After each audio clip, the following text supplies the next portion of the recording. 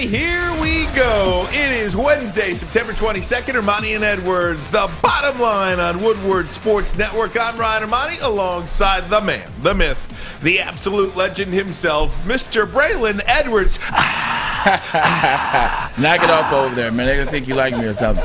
Hey, first day of official fall, September 22nd, and Mother Nature did not let the state of Michigan down. Just look outside.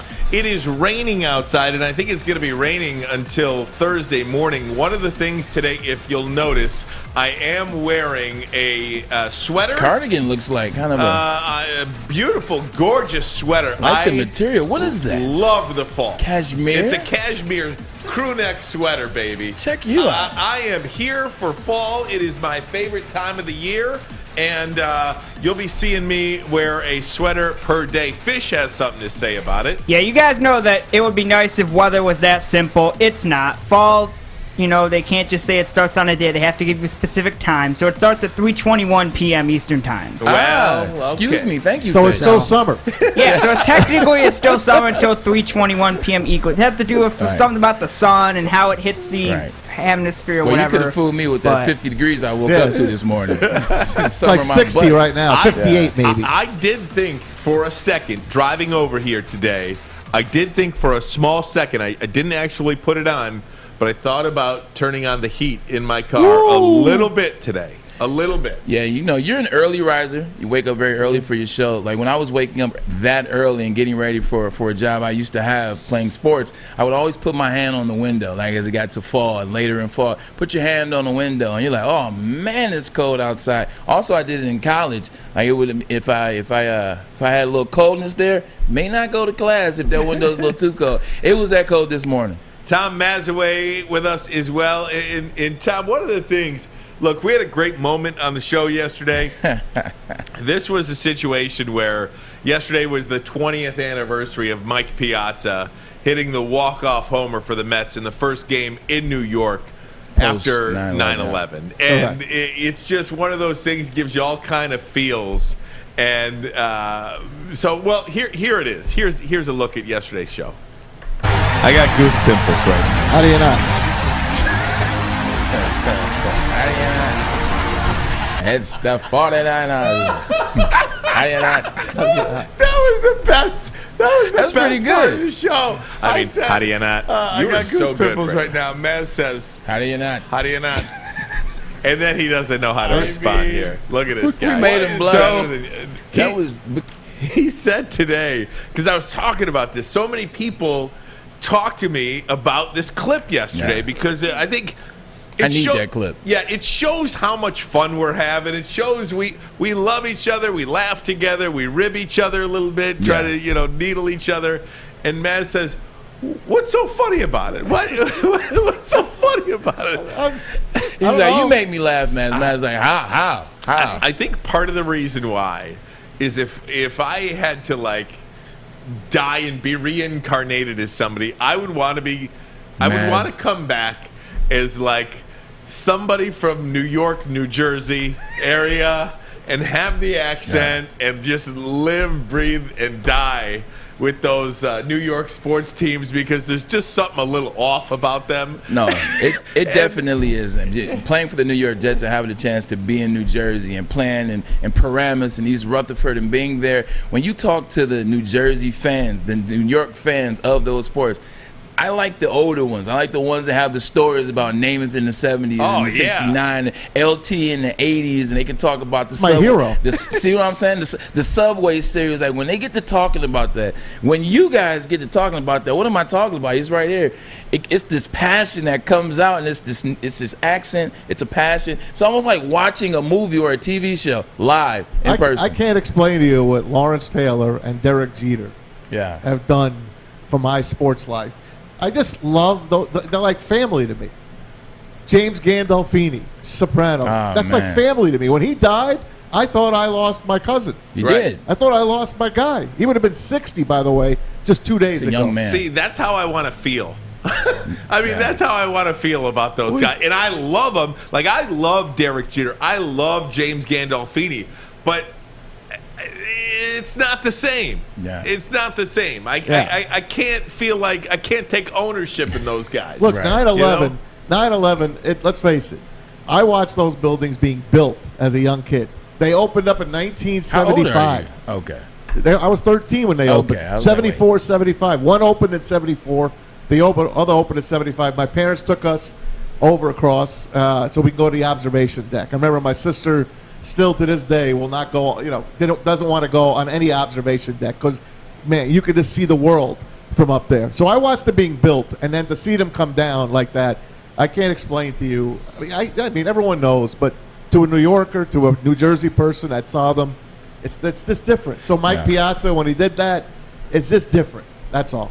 And that's one of the things, too. So when Piazza hits the home run, I mean, if you could just, in where we are, our vantage point, we're locked in on Maz. Right. The TV that we see sits right above Maz's head. Right so we've got one eye on the TV, one eye on Maz. And to watch Maz, watch that. Yeah. Was just really special. So, thanks, I mean, it was really special. So when you said, how do you not? How do you not? I mean, it was very Burt Lancaster-like. Yeah. It's like Burt Lancaster. Hey, that's why I was a Pat Summerall guy. Loved him. He's my favorite of all time. He never said anything. Touchdown. Emmitt Smith. 80 yards. That gives me goosebumps. Right. That's just the way I talk. Yeah. It's just exceptional. It's just exceptional drop-ins. We've got what we think is an exceptional show today. Coming up in about 5 minutes, we're going to talk to Dave Burkett, the Lions beat writer for the Detroit Free Press, and so many different storylines to hit on. So many ways to ask him questions. With Dave Burkett, so we look forward to that. We're also going to get into some Tigers talk today as well. That game against the White Sox today was postponed. It'll be made up next Monday at 1:10. So if you have tickets for today's game, you already know by now they're on fire that it was postponed. Those tickets will be good for Monday. And look, for the first time in 5 years, the Tigers have a winning record. They are a really good baseball team. 27-22, Braylon, against playoff teams right now. This is a team that, if they didn't get off to that first month of the season, they'd be right in the thick of things for a wild card berth. It would really be home winning record. Winning record. 4 games under 500 overall. Still damn good. But what I'm saying is they're 27-22 against playoff teams. Correct. That just gives you an indication. That's a pretty large sample size. Yeah, and to get up to the way they to get off to the start that they had and be able to be in the spot that they're in now, 74-70 or 74-78, 27-22 against teams with winning records that are playoff teams. Man, it says a lot about them. It says a lot about what AJ Hemp's hopes to provide and what he's really putting into that dugout and what he's getting out of these guys. They're a good ball club that still are pieces away from being a playoff team. So I like what I'm seeing out of them. They're fun to watch. Occasionally a game will be on as we're doing our show, and we're like watching, talking to you guys and catching up with the highlights so we can tell you about them as well. So it's fun to watch the Tigers again. They beat 4 straight. They beat the Rays 2 straight and the first place White Sox. So they got 4 straight wins against first place teams. And what about the Brewers? Oh, yeah, they did some work against the Brewers, too. Yeah. So that's another first place ball club in Major League Baseball. So we're going to talk to Bob Nightengale, longtime USA Today baseball writer, columnist for them. We'll do that at the top of hour number 2, about 50 minutes from now. Braylon, I want to ask you one question before we get to Burkett, though. The Lions hat. You look great in a Lions hat, and it's interesting to me because as a former professional athlete yourself, not of the Detroit Lions, to wear the hat of another NFL team, very cool. Almost like Jalen Rose, though. He never played for the Pistons, but he loves the Pistons. He's a D. He's born and raised in Detroit. He's a Detroit guy. He wants to show the respect to Detroit. Same with me. I'm born and raised 7 Mile, Illinois is where I grew up, like literally down the street. I'm a Detroit guy at heart, and now since doing this show and being back involved with sports as much as I am with you guys and with sports, like I'm beginning to become like a homer, like I talked about yesterday. So yeah, you did a man chill out on yourself. But I also wanted to show that even though I'm not picking the Lions again in the big game, I still like a lot of the things they did, and I want to talk about that with Dave. Like the things that the Lions are doing. Let's harp on some of those things, and let's get to, talk about what are they doing well and how can they finish out the season well. How can they potentially play well and maybe steal a game from Baltimore? It's not going to happen, but I want to talk about the good things that they are doing, so I award the Detroit hat. This is a dumb question, and probably I should have done some research on this prior to asking you this question. But in your career in the NFL, did you ever play here at Ford Field? My first career touchdown was at Ford Field, a game-winning touchdown. Stop it. It was preseason. I was playing for Cleveland. It was preseason. Okay. Preseason, caught a game-winning touchdown against the Lions. And then in 2010, my second year with the Jets, I had a 72-yard touchdown before half. So 2 AFC teams you played for mainly. Yeah. Like the main part of your career was with the Browns and the Jets, 2 AFC teams. Then I went to Seattle. Came here, actually went to 49ers first, came all the way here from San Fran to and that was the infamous Jim Harbaugh game. Oh, stop it. Jimmy Handshake. That was the infamous handshake game. So we snuck a win that one. That was the infamous handshake game. And then I came back the following year with Seattle, where we should have won, and we took an L to Stafford. Did you know what was happening in the Jimmy Handshake game? No, I didn't. I was always one of those guys. Unless it was someone that I was friends with or someone I really admired and wanted to get their jersey, I would talk to them at the game, and I was kind of doing the jersey swap stuff before they were doing it. But other than that, I was beeline to the locker room. I was beeline to the shower to get out of there. I didn't know anything about the handshake stuff until the players started talking about it, and we started watching it on the plane. I loved that, man. And by the way, I remember it. I loved Jim Schwartz's passion. I mean, I dug him. I thought he'd be a terrific coach. And I still think he could be a good head coach. Yeah, I think more things should have happened in the Jim Schwartz era here. Yeah, Jim Schwartz was always a coach to me. Look, they got off to that brilliant start. Forget, was it 14? Maybe it was, yeah. No, it was earlier. It was earlier. Was it earlier than that? Yeah, was it 11? 12? 11 and 12, yeah. I get my years all mixed up, man. 12, don't ask me years. Yeah, I'm the worst years person in the world. Once you get past the 90s for me, I'm done. It's over. Hey, gang, we're going to take a 30-second break. When we come back, we are talking Lions with Dave Birkett, Detroit Lions beat writer for the Detroit Free Press. We'll do that next. Stay right there. 30-second break. Armani and Edwards. Woodward Sports, bottom line. Fellas, football season is here. It's time to make your grooming experience easy like Sunday morning. Get to Lady Jane's Haircuts for Men. Walk in, relax, watch your favorite team play, and before you know it, your hair will be game ready. Get to Lady Jane's, open 10 to 8, 7 days a week. Walk in anytime. It's wicked awesome. Make sure you download the Woodward Sports app in the App Store and the Google Play Store today. Take Woodward Sports with you wherever you go and listen live on your phone or mobile device. Hey, gang, you want to start a new career? How about doing so in an industry that is always essential, the heating and cooling industry? To learn more today by visiting northwesterntech.edu. All right, it is our pleasure to talk some Lions with Dave Birkett, Lions beat writer for the Detroit Free Press. Always got great stuff, great content out there with Dave. You can follow him on Twitter and, of course, read his stuff on freep.com. Dave, thanks so much for the time here on Woodward Sports, my friend. Hello, Dave. Dave. Do we have Dave? It's good. We love the V-Mix, don't we? Oh, baby. There we go. Somebody tell me what's going on here. We got him or no? Oh. All right. Very good. Well, while we're looking for him, why don't we try the Deandre Swift angle with the 1,000 yards? Do we have time for that? Sure. So Deandre Swift joins the likes of Barry Sanders and Billy Sims as the only Lions running backs to achieve 1,000 scrimmage yards and 10 touchdowns through 15 games, career games. So I was looking at this. Initially, you get excited, especially seeing what Deandre Swift was able to do towards the end of the game. You see that he's healthy now. You see that the growing as well. He's jumping over guys. He's back. He's making moves. So I'm excited. But then I'm actually looking at what that means, and I need people to just hear me out a little bit. So with Deandre Swift, for the 15 games he's in, 597 rushing yards, 463 receiving yards. And then he has 8 touchdowns as a rookie, has 3 touchdowns so far this season. So that has him squarely at 11 touchdowns and just a bit over 1,000 yards. if you listen to what Barry Sanders and Billy Sims did in their first years, Barry had 1,752 yards from scrimmage, 14 touchdowns in 15 games. And Billy Sims had just under 2,000 yards from scrimmage, 1924, 16 touchdowns in 15 games. Like, when you look at the stat, it's an interesting stat, but I think it's a reachable stat. Like, we're reaching with that stat. I think don't always try to look and find something. You know, I know with Mickey hitting the home run, now the Detroit base is trying to find things to point out and what that is.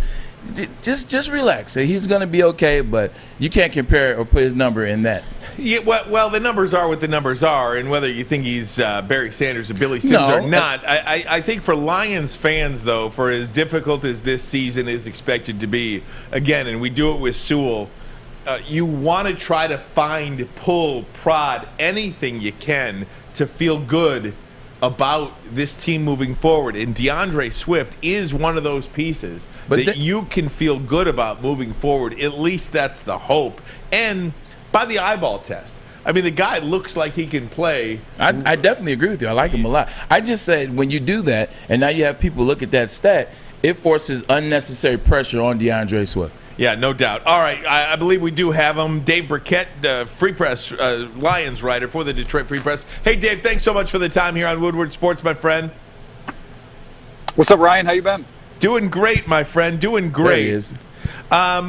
Dave, I want to ask you first off, before we look ahead, I just want to look back, because I think there were some really good moments in that game against the Green Bay Packers. And whether it's, you know, they got a coach in the second half or just simply don't have the horses, you know, how does Dan Campbell and Brad Holmes and everybody view that loss against Green Bay? And moving forward, what happens with a game like that? How do they get past a game like that? How do they build off the good things they did in a game like that? I think it's a lot of second, you know, that they don't have horses as to why they fell apart there, and you know, really why they haven't strung two good halves together yet. And that's going to be an issue all year. And look, I think Dan, Brad, everyone in the organization is realistic about where the Lions are at right now. You know, in terms of, hey, Dave, hold on. We're gonna hold on. We're gonna call you on the cell.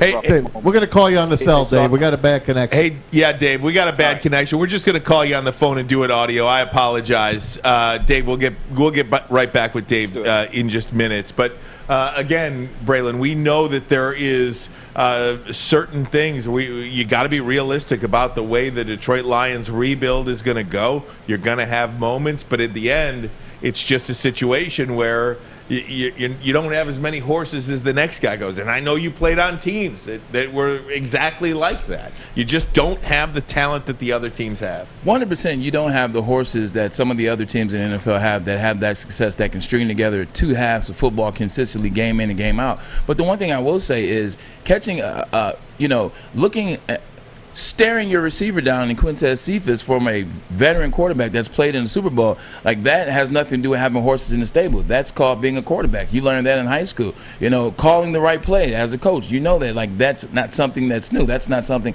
having enough horses. Making open throws when you have guys that are underneath right there looking for you. You have wide receiver and a running back right underneath. Those aren't things. Fumbling a snap, they teach you how to secure the snap in Little League and then in high school and then in college and then in the pros. They teach you these things. So what they got to do is, to your point, they don't have enough horses in the stable to beat teams like the Bucs or beat teams in Green Bay or in Lambeau like Green Bay. But you do have the NFL guys. You do have guys that have gotten there because they were the best somewhere in high school, in college. What you have to do is be disciplined. You have to be very disciplined. Can't beat yourselves. Like, that's how the Detroit Lions are going to win. They're going to have to be the best scheme team, and they're going to have to be the best disciplined team in order to get wins, like this week coming up against the Ravens. Well, again, we'll talk to Dave about this when we get him on the line, but you got to be able to get off the field too. Right. You know, I mean, the 3rd and 14, the 3rd and 12, a 3rd and 7, a 1st and 20.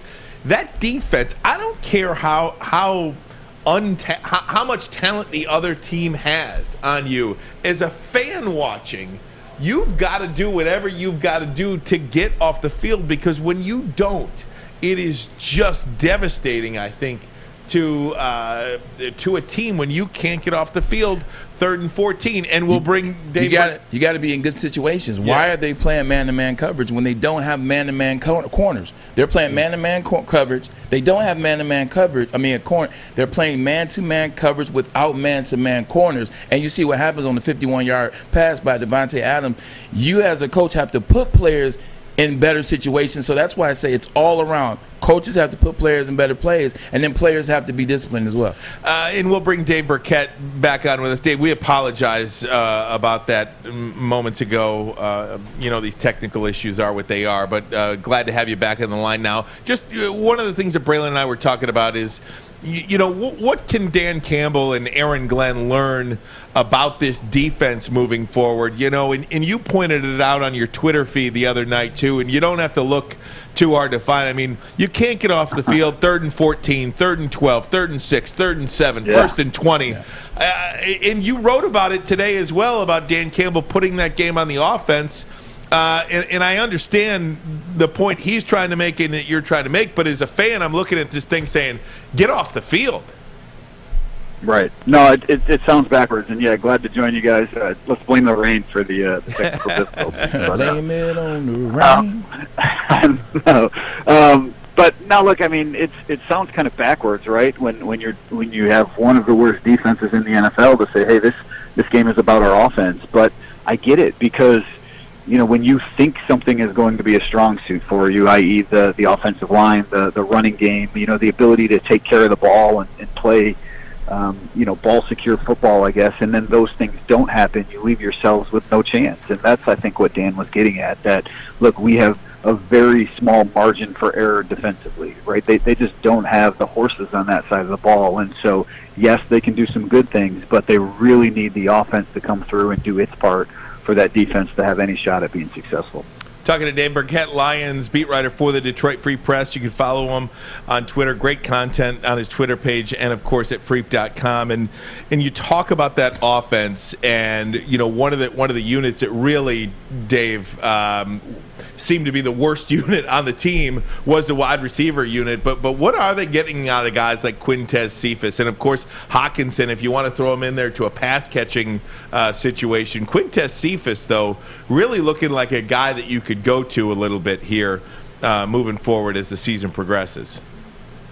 Right. Hawkinson's a stud. I think everyone knows what he provides. He's one of the top handful of tight ends in the game. Really going to have a nice season for them. But Cephas has been a surprise, and I think even to the coaching staff and the people in that building. He was part of the old regime, and maybe not the exact style receiver that this new regime favors. He's not the speedy downfield guy. He wins sort of bully ball sometimes, but the play that he almost made, that catch that he almost made, that one-handed grab that he tried when he was falling to the ground. That was almost a great catch, and we've seen plays like that out of him this preseason. And so I think there is a little bit of hope that in time, or at least while Tyrell Williams is down, he can give the Lions a little something on the outside and at least make defenses respect that vertical passing game a little bit, because right now that's not something that they have to do. They can double up on Hawkinson, and they can look for those dump offs to Swift and Jamal Williams, and they can really force the Lions to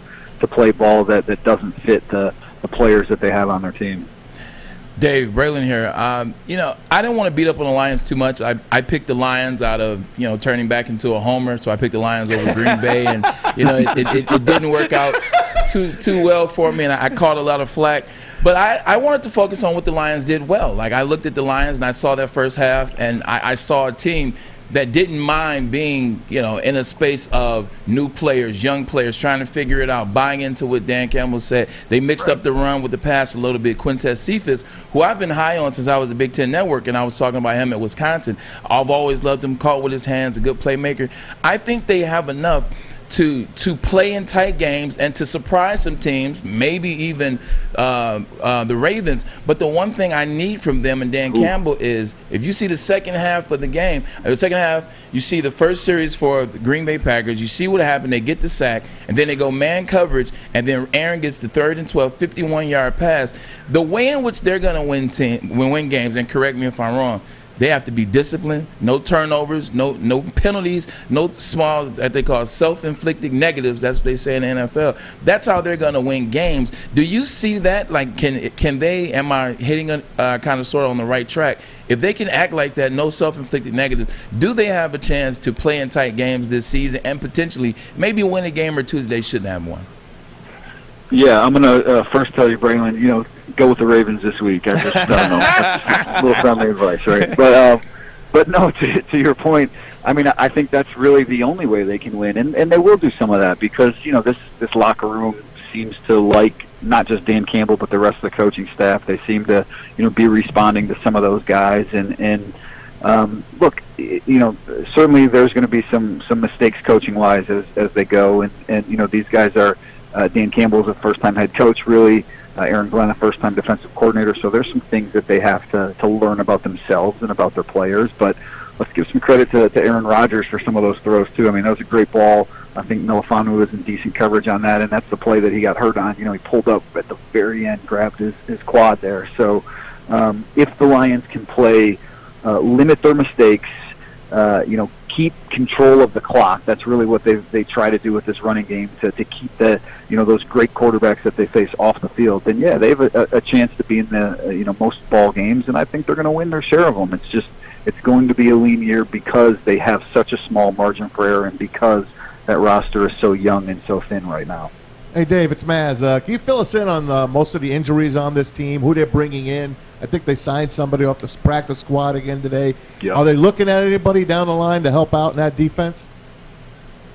Yeah, a critical mass right now at the cornerback position. Yeah. I mean, everybody knows they lost Jeff Okudah and they lost Melifonwu this past week. So right now it looks like it's going to be Manny Oruwariye and maybe Bobby Price as your starting cornerbacks. And Bobby was, he was a safety 3 months ago. So definitely have some.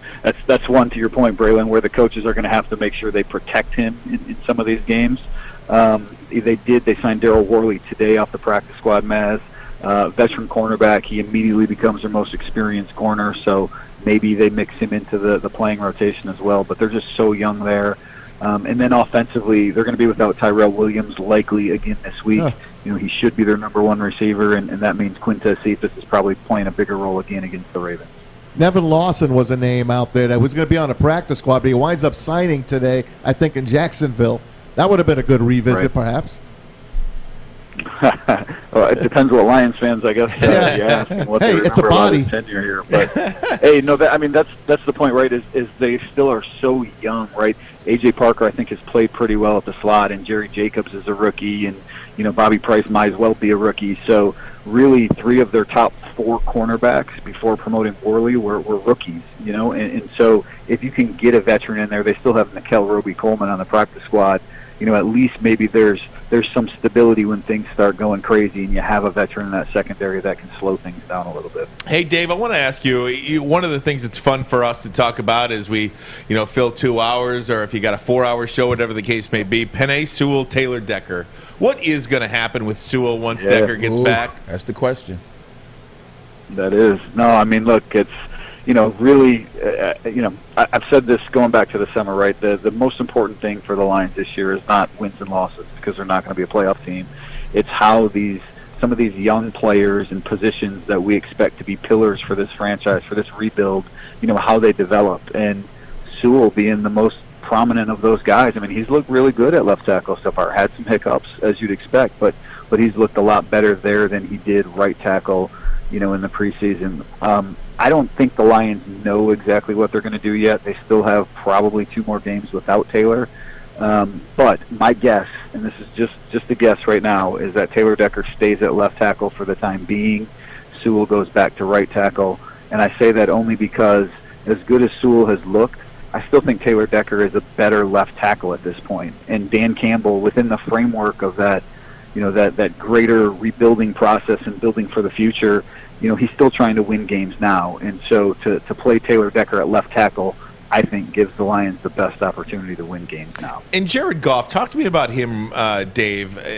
I said yesterday on the show that I think Jared Goff has to be your quarterback moving forward because, one, I don't know if there's a franchise-changing quarterback in the draft next year. And 2, this defense is so bad. Any resource you could throw it next year with 2 first-round picks, they're worse than last year. Wouldn't be bad. Can you got a thought on that? Yeah, I mean, we could have a long discussion about that one. Look, I wouldn't write Jared Goff off yet, but I think the Lions are going to need to get a quarterback probably sooner rather than later. I just, I think you need the guy to have sustainable long-term success, which the Lions want. I think you need that guy at the quarterback position, and I'm not sure that Goff is it. And I know the Lions like some of the leadership, and they like, some of the they put more on his plate from a protection standpoint than he had in L.A. He threw a couple nice balls that first half. Was a really good first half the other day, but then he had 2 turnovers in the second half, and they had some substitution problems where they, clock management. They had to burn 1 timeout in the third quarter, and they took another delay game penalty. And too often I see where maybe he's not trusting his arm enough and throwing the ball downfield into tight windows like we used to see with Matthew Stafford. And so I think Jared is a good quarterback, but I think the Lions are going to desire more than that for them to get where they want to go. Final thing from me, Dave. Are we going to see Derek Barnes at linebacker this week? I mean, that unit is just you thought the defensive backs were bad. The linebacking unit for this team is I mean, throw some shoulder pads on Braylon Edwards over here. Send him. I mean, not to be. You didn't need Micah Parsons. Maybe you too. Oh man, Dave, you should have seen me back in high school, baby. Number 35. You should never be worn again. You got him started. Don't get him back to Grosse Pointe South, Dave. Man. Don't do it. He'll be playing those highlights for you guys in the office on VHS. No. Don't do it. How fast can we? Oh, go ahead. No, I was just going to say on that to the previous point about having so many holes on defense and maybe doubling up those first round picks. Look, they need a linebacker, they need a cornerback, because you can't trust Okudah coming back. Who knows what he's going to be, right? Corners. After basically please. A year. Yeah, please. I mean, you need a wide receiver. There's a lot of holes there, and so yes, Derek Barnes is going to play this week. And really, I think they need to take a long look at a bunch of these rookies. That's why the Melifonwu injury hurts, because they really need to see what they have for future seasons. I like him. All right, listen, Dave, let me just give you a what if. Take me back to draft night. I was the only one sitting on my ass when Penei was picked. Everyone else was jumping up and down. The Lions room was jumping up and down. I said, their offensive line is pretty darn good the way it was. Why not go for a Micah Parsons? Why not go for a wide receiver? Better yet, why not pick your quarterback of the future? They missed the boat on all 3 of those things. So go back now. Would you have rather had Penei Sewell or those 3 guys, those 3 positions I just told you? Right now. It's a good question. Right now. Yeah, no, it's look, I had Trey Lance been there, I was all with you on the quarterback thing, and I'm not, I think there's a possibility the Lions would have taken him. Just, let me just put that out there.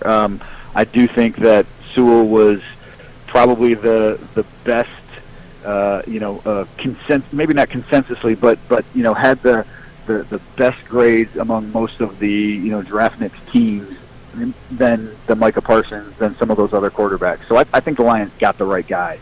Now it's going to be painful, especially if a guy like Justin Fields, who you play twice a year, develops into a really good quarterback, and all of a sudden, the Bears are this excellent team because you could have had them, and it's 2 straight years that you passed on.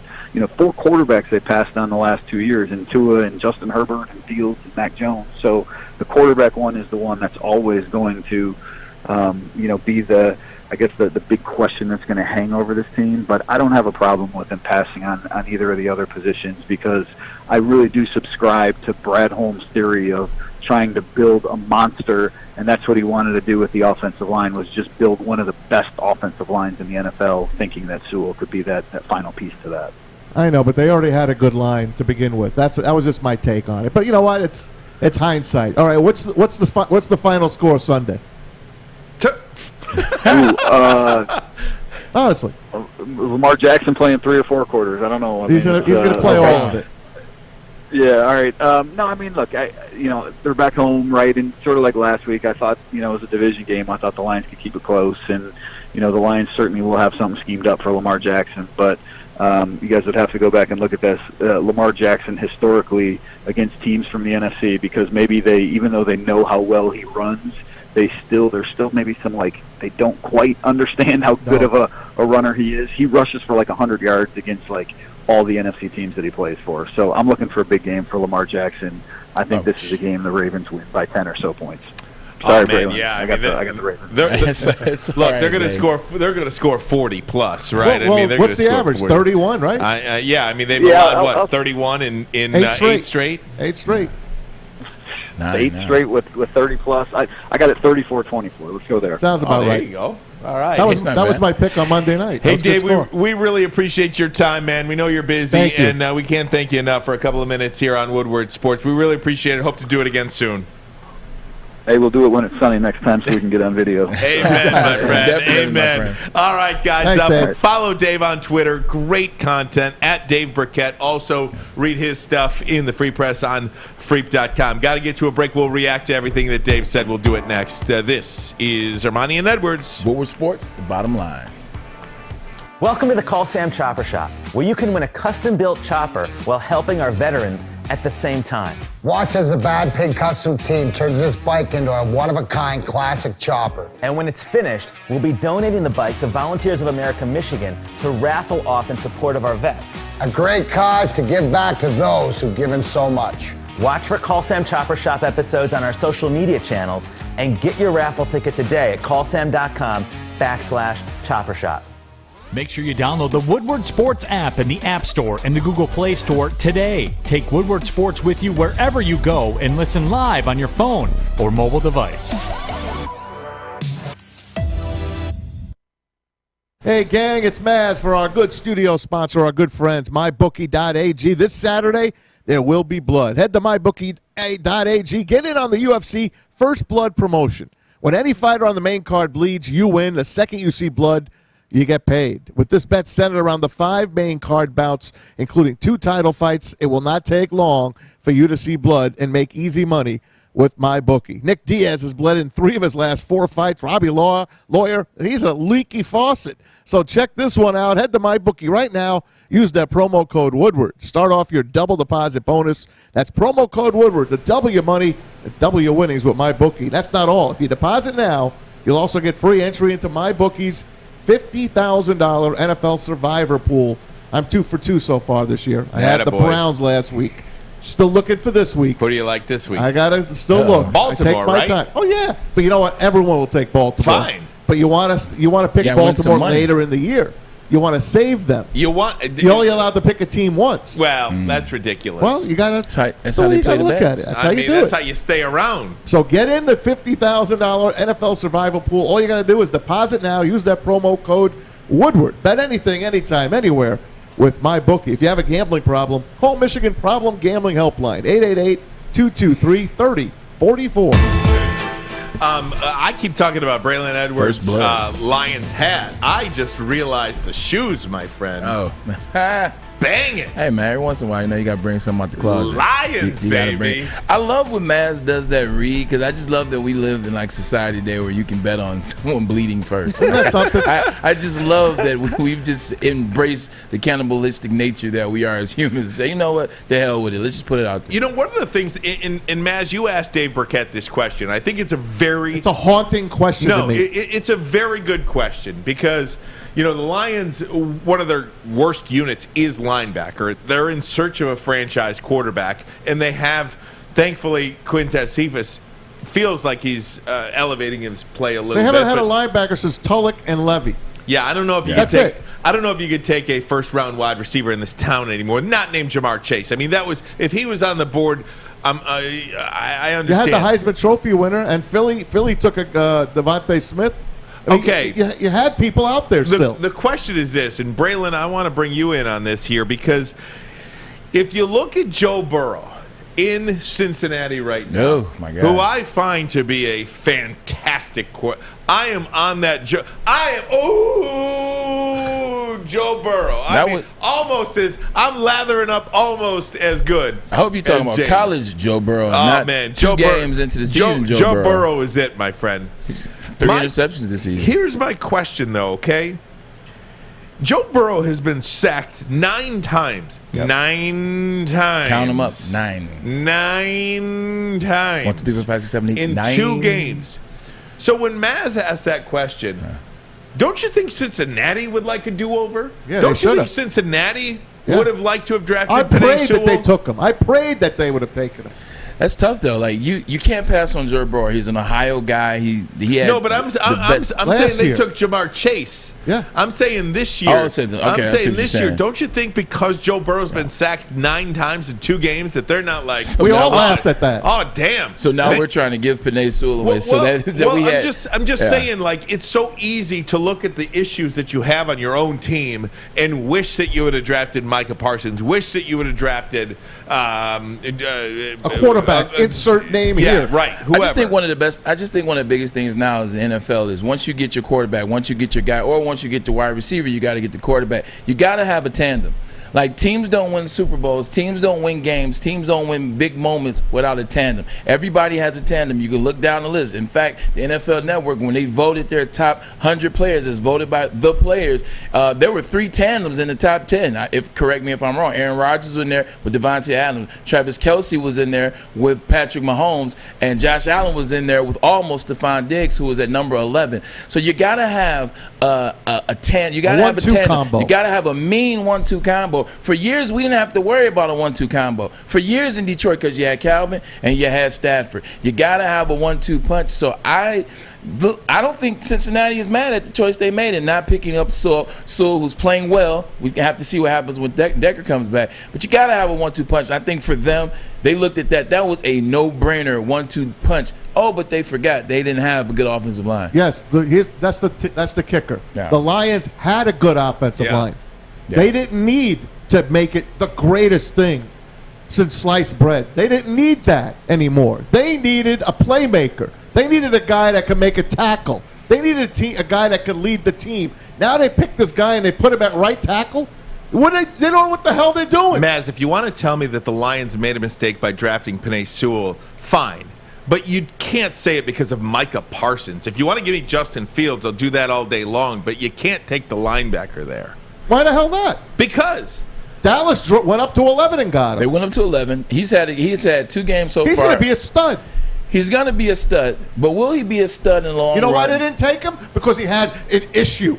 That's why they didn't take him. Player. Let me issues. Let me correct you. I played college ball. Issues. All of us have issues. You want to talk about issues, man? I got issues here. All of us have issues in college coming out. It is what it is. We just find a way to get over it. It had something to do more than that. Because Penn State is a school notorious for having linebacker. I was just about to say a quality of individual of class. Someone that comes out is educated, knows the plays. They don't get in trouble. So to say somebody had issues, that's BS. That's BS. That means they passed on him for some other reason. They didn't do their homework. The Jets like passed Dallas on did. Dan Marino. Maz, every team right now is wondering if they picked the right guy. We did. Probably. Our guy is great. Look, I can tell you, he could go to the Hall of Fame. I don't care. I'd rather have the Hall of Fame quarterback or a guy like Lawrence Taylor. Now, I'm saying Micah Parsons is Lawrence Taylor. Whoa, that's high praise. I'm not saying what that. about Anthony Munoz? All right, since you're throwing him out, they didn't win a championship with him. They went to the Super Bowl. So what? I told you, I don't want an all-pro offensive lineman. I already had a couple. I have Frank Ragnow. I wanted a playmaker, and they didn't take a playmaker. And I was the only one sitting on my butt that night that wasn't clapping, and everyone else was lathering up. Ooh, feel it. Well, the quarterbacks in Detroit have struggled. Quarterbacks in Detroit have struggled the last 15 years because we haven't provided them with offensive linemen.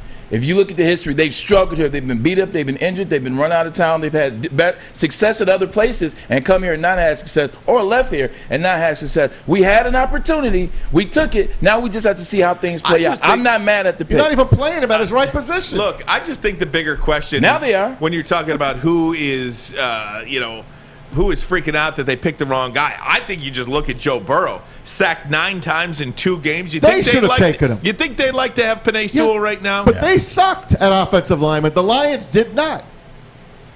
That's it. You okay? Yeah, I'm fine. I will agree with you on the quarterback deal, though. Like, whenever you have a chance to draft a quarterback that can be in your franchise for 12 years like Stafford or be there forever like Brady was in New England, you have to take that guy. So I do agree. And they've missed twice. 4 quarterbacks. I mean, you heard Dave Burkett say it, and it took me a second to realize that he's right. They missed on Herbert. They missed on Tua. They missed on Matt Jones this year. They missed on Justin Fields. Like, that is something I can agree with you fully. They blew it on that. You got to draft a franchise guy when a franchise guy is there. Now you have Spencer Rattler. You got Spencer Rattler. You got Sam Howell, and you got the Trey Lance light guy for Liberty. That's all you have. I love the guy from Liberty. Yeah, it's because you don't even know who he is. You don't even know who he is. His name's Malik. Guess what? There'll be 3 other Trey Lance guys popping up before the year's over. Virginia Tech, if I'm not mistaken. Why don't you wait for Tua's brother in Maryland? Wait another year for him. You might have to. That's where the Lions organization has screwed up royally. They have set this rebuild back a year because they're ultimately going to have to draft a quarterback. A year? They took, what's his name last year? The cornerback. What's his name? With the 3-pick, Okudah. We're set back 5 years, 6 years. We blew the 3rd pick in the draft. It's hard to do. You just like Dan Campbell 2 weeks ago. Now all of a sudden we've set back 6 years. No, this isn't Dan. Look, Dan Campbell didn't pick Jeff Okudah last year. You know, I mean, that 3rd pick. We talk about the Lions getting their 2nd-round pick right or their 3rd-round pick. You got to get your 1st-round pick right before you even look at the 2nd round. What first-rounders on this team do anything anymore? I mean, you've got Penei Sewell, who we think is a Hall of Famer after 2 friggin' games. And the crazy thing about the Detroit Lions is, now that I'm thinking about it, they never seem to get the 1st pick right. And even with Hockenson, like, I want to make this clear. Hockenson is going to be a very, very, very good tight end. Hockenson already is a good tight end. He's going to be an elitist at that level. We understand that. But nobody was excited when they picked TJ with that pick at 5. Nobody was excited. I love Hockenson. Nobody was excited at 5. They don't pick the right people at 5, or they don't pick people that you're typically excited about. Now, Hockenson's going to develop into the guy that you're like, heck yeah, TJ, hell yeah, we got the right guy. But they never get a guy that you want, and they never get the guy they should. All right, you can't. Just quickly, some 1st-round picks by the Detroit Lions. Not named Penei Sewell. You got to put me in a bad mood. Just say good or bad. The worst one is a linebacker. Good or Davis. bad pick. Go ahead. Okay? Jeff Okudah. Bad. TJ Hockenson. Good. Frank Ragnow. Good. Jared Davis. Oh, God. No. They passed on Dalvin Cook, Taylor Decker. in doing that. Okay. Laken Tomlinson. Oh, yeah. Okay. No. Okay. Yeah. So what I'm telling you guys. Took a Duke offensive guard. What I'm telling you guys is this.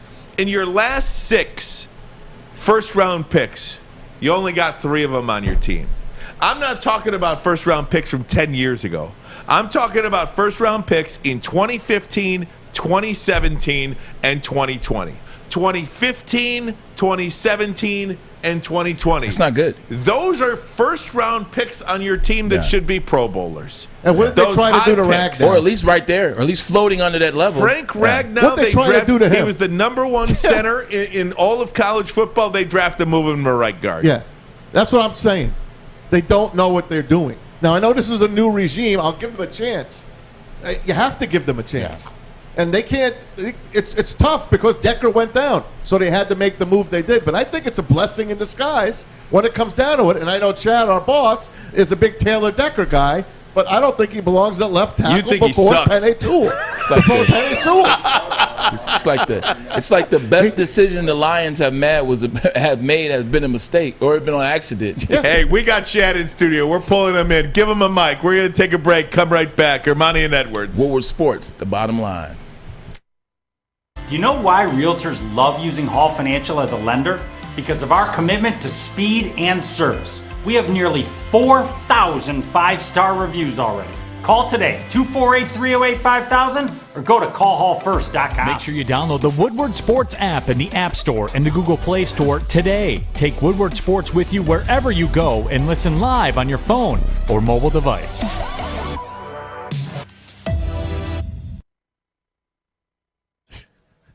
Hey guys, it's Maz for Legacy Partners Insurance. Yes, you hear Chad in the background talking about Taylor Decker. Even he's insured with Legacy Partners Insurance. You get bombarded with those ads on TV. None of them really work. Why not go to a local agent that knows the local insurance market? Why not go to Legacy Partners Insurance? They're independent, so they have the carriers fight for your business. They shop between 7 and 10 carriers for your personal, over 50 if you need commercial insurance. And they've been doing it for over 100 years, so you can trust their reputation. Call them, 586-209-4900. 4106, or go online to legacypartnersins.com/Woodward Sports. Fill out the information. Let someone from Team Maz get in touch with you. Let them get you right. You might save hundreds, maybe thousands a year. With Legacy Partners Insurance, tell them Woodward Sports sent you.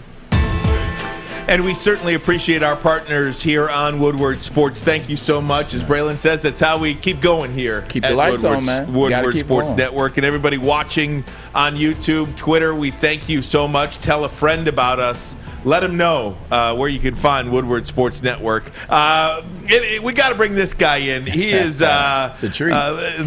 This is a treat. He is the leader of the president of the Taylor Decker fan club. He is the great Chad Johnson. How you doing, Chad? I'm good, bud. How are you guys? Just got into town. Figured I'd come hang out with you guys for 4 or 5 minutes. What do you think so far, Chad? I love you guys. I think it's awesome, But in regards to Maz and stuff in the offensive line, the way I see it.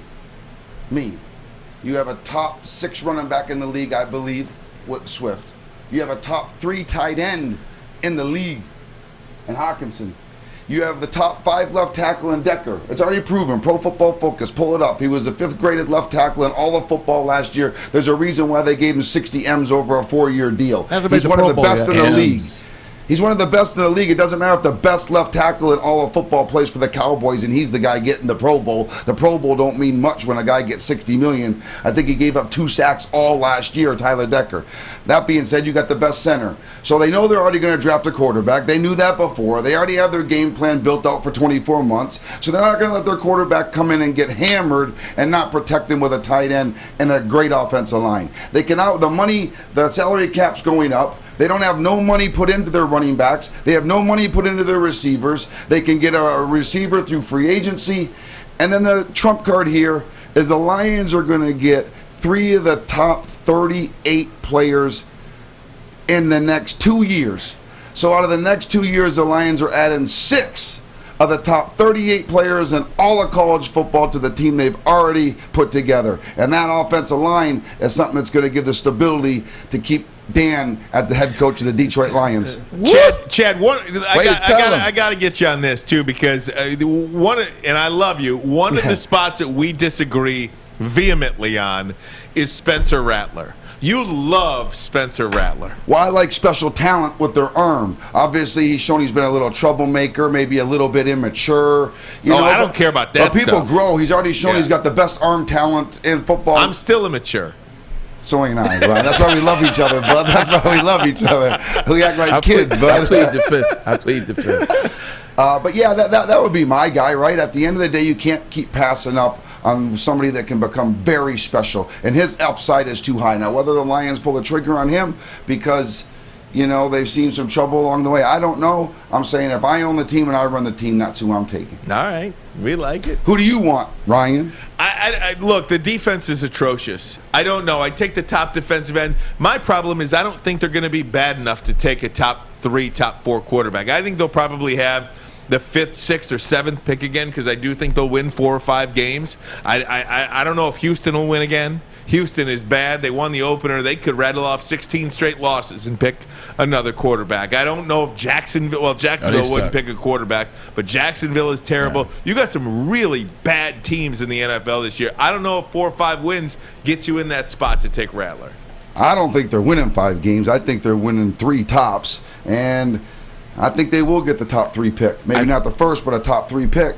I think the most intriguing thing about this upcoming draft for the Detroit Lions, every year it's a fun thing to sit back and watch the Lions first pick. Like it doesn't matter what they need or it's just fun to sit back, have some popcorns, maybe have an adult beverage and say, oh, what are the Lions going to do this year?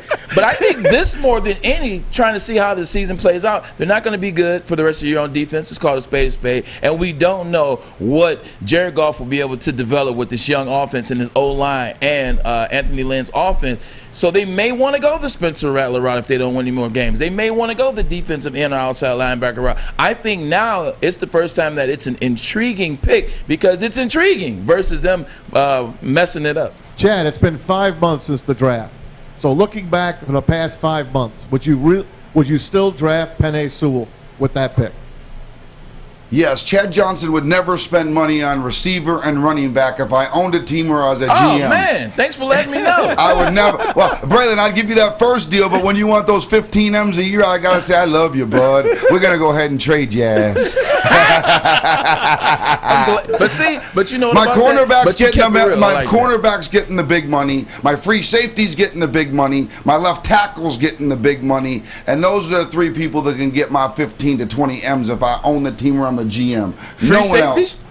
Yeah, my safety's got. I got to have the Honey Badger. I got to have my boy John Abram. I got to have a pounding, great, smart safety, and I got to have. So no D-Hop, no D-Hop, no Stephon Diggs, none of those guys like that. Gonna get them on their rookie deals, hopefully, of my draft picks, and I'm gonna let them work for me for $3, $4, $5 million. I can't put $18, $19 million into a wideout. You mentioned the Raiders. You love the Raiders. I love the Raiders. You win week 1 against the Ravens. You go on the road and you win week 2 at Pittsburgh. Likely now. Yeah, you get a game this week. You're probably going to go 3-0. The Las Vegas Raiders, Chad. I think that's a team to be reckoned with out there in the West. You know what's so funny? You know, I got some buddies on the team, so I go up to, they introduced me to Mark Davis at the Fury fight versus Wilder, and John Gruden and him are always like shoulder to shoulder, right? I go up there and I'm like, and I tell Mark Davis, I'm like, Bud, this is so awesome in Vegas, the things that you're doing, the stadium, the team you're putting together. I'm like, your dad would be so proud of you. He looks me dead in the face and says, Chad, my dad ain't going to be proud of me till I win a Super Bowl. Yeah. Oh, wow, he's ready. See, that's a kind of you know what? That's a kind of stuff right there. But that's the kind of stuff right there that you just want. He wants to win, and we joke about John Gruden and Frank Caliendo looking at the schedule: win, buy, loss, by them, for them. Yeah, we talk that. You know, but that's a guy that wants to win. You know.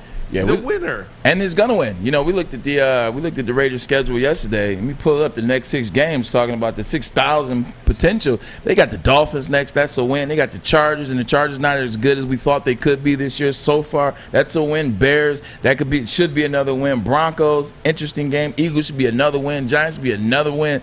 Like, they're the sleeper team. Are you guys telling me I can get to 8 wins through 10 games? That's some good news. They got the over. I'm looking at that schedule. No, don't tell me I got the over, Maz, because no. everybody that knows me knows I bet the Lions when they started out 6-2 and they finished 1-7. Yeah. So I ain't gonna count nothing until it's done. I remember that. But how about this? How about this guy here? You mentioned Raiders. He just flips a page in his book. He's got it written down already. Talk about being prepared. Chad, give us a quick thought on Woodward Sports Network before we get out of here. We're growing. We got a lot of great things coming, and we're happy to be here, man. Yeah, I mean, with the new gambling show, with your guys' show, 3 live shows, 8 platforms to hear us on, 3 local radio stations to hear us on, a lot of new things coming in regards to the business that most people don't know about. I'm very happy. You guys all make me look smart, to be honest with you. You know, I could never do any of this without you guys here and everybody involved. So I just like to bring the energy and the excitement and let you guys do what you guys do, which is create greatness. And when you do amazing things, it'll never fail, basically, is what I've always found out. And speaking of great things, if you want to come out this weekend, we'll be at the Tin Roof, our Lions pregame show. Oh, yeah. That setup in and of itself is among the best sets for a local, a regional that set was amazing. Station. I like the action. Seriously, come on out. We are there live. Fans were great. Set was great. Food was great. Everything was great. How about that band of 49er fans that walked right by us? It is just week. Great stuff. We invite you to all come out. Tin Roof Lions pregame show 11-1 with our teammates from 101 WRIF. We team up with them during Lions pregame shows, and it's just a great partnership. A lot of great things happening at Woodward Sports Network, and we got this guy to thank for it, Chad Johnson. Chad, thanks so much for the time. Got to get to a break and another guest. For now, Bob Nightengale coming up. We're talking Tigers next. This team is as good as any in the second half since June 14th, really. The best team in the American League Central. Man, if you wipe out wipe out the first 5.5 weeks of the season, they're the best team in the American League Central Division. That is no small sample size. We'll get to Bob Nightengale talking baseball. We'll do that next. Armani and Edwards. What were sports? Bottom line. I'm looking to bring on another HVAC tech right now. We're recruiting 5 to 10 techs a month. We're looking to grow and expand. Every new tech we hire is from Northwestern Tech. The hands-on training is fantastic. They're always my first call. We love hiring Northwestern Tech grads. They come out trained and ready to work. Our program is only 10.5 months, and our next classes are starting soon. So why wait? I'm looking to hire a graduate of Northwestern Tech. Northwestern Tech. Northwestern Tech. Northwestern Tech. Make sure you download the Woodward Sports app in the App Store and the Google Play Store today. Take Woodward Sports with you wherever you go and listen live on your phone or mobile device. Papa Romano's handcrafts pizza that have made them a Detroit favorite for over 50 years. House-made dough, hand-cut veggies, and fresh cheese make the difference. Make the difference, all the difference. The same quality goes in all their pizzas, salads, subs, and pitas. Order now at paparomanos.com. You know it's coming. Bye. Tigers were rained out today. They will make up. That's the only thing slowing them down. Right. They will make up this game with the Chicago White Sox. I don't actually know, Matt. Will they make this one up? I mean, it doesn't look like the Chicago White Sox need it for any other reason. If it's only a home field advantage thing for the playoffs between the White Sox and another wild card team, other than that, it's supposed to be played the Monday after the season's over. More than likely, they'll just say, forget about it. But they have rescheduled this game for next Monday at 1:10. Yeah, so that's the end of the season. The next Sunday is the end of the season, so the Monday after that. But I think this is scheduled for this Monday. Oh, is it really? Yeah. Okay. That's scheduled for this Monday, so maybe they will play that. They will then. Yeah. They'll get it in then. Yeah, they. What time? Absolutely. It'll be an afternoon game. It's a early game. It's a makeup game. Yeah. It's a 1:10 game, so I mean, very interesting stuff. But I'm really excited about the Tigers moving forward. I really am. I think this is a baseball team, Braylon, and I know you're a big baseball guy.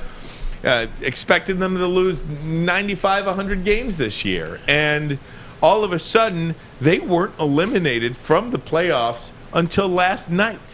I think the thing you watch is when you look at a team that isn't going to be good and is struggling, that is having some success. You just wait for it to stop. You know, you get on a little bit of a roll. Here's 4 games in a row. Oh, it doesn't matter. They're not playing for anything. Oh, here's 2 games in a row. Here's 3 games. Oh, they beat a couple teams that are tops in their division. It just never stopped for the Tigers this season. It never stopped towards the end. They kept beating team after team that was number 1 in their division. They kept beating team after team that was going to the playoffs. They kept beating team after team, just team after team. So it's fun and exciting, like I said, and they haven't even gotten it together yet. AJ Hinch, he's working on this team. They're a work in progress.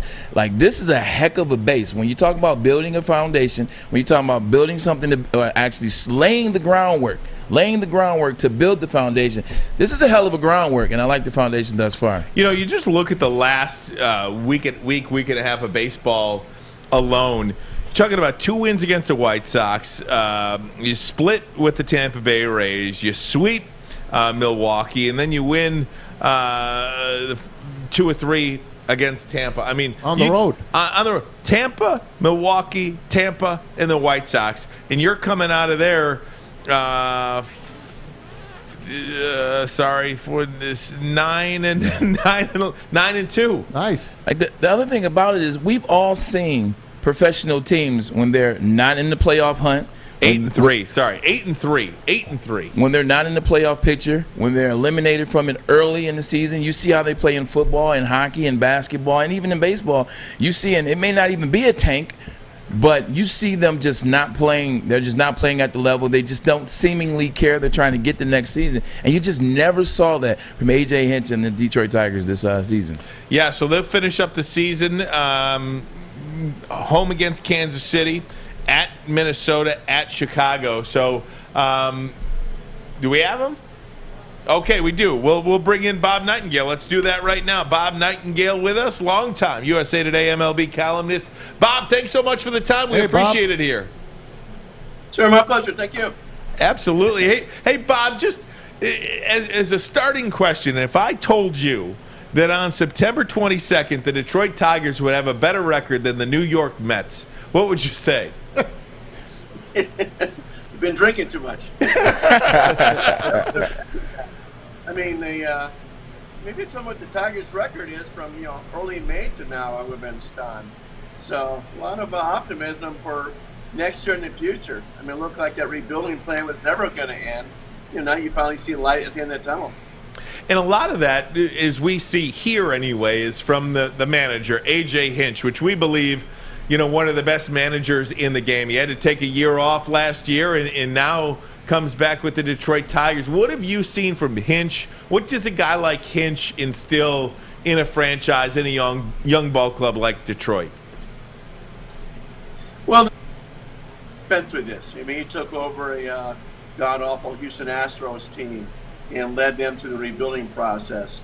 So he knows how it works. One of his best friends in the world is Scott Brame in the front office. So, hey, if the White Sox job was open to him, I'm sure he would have jumped at that.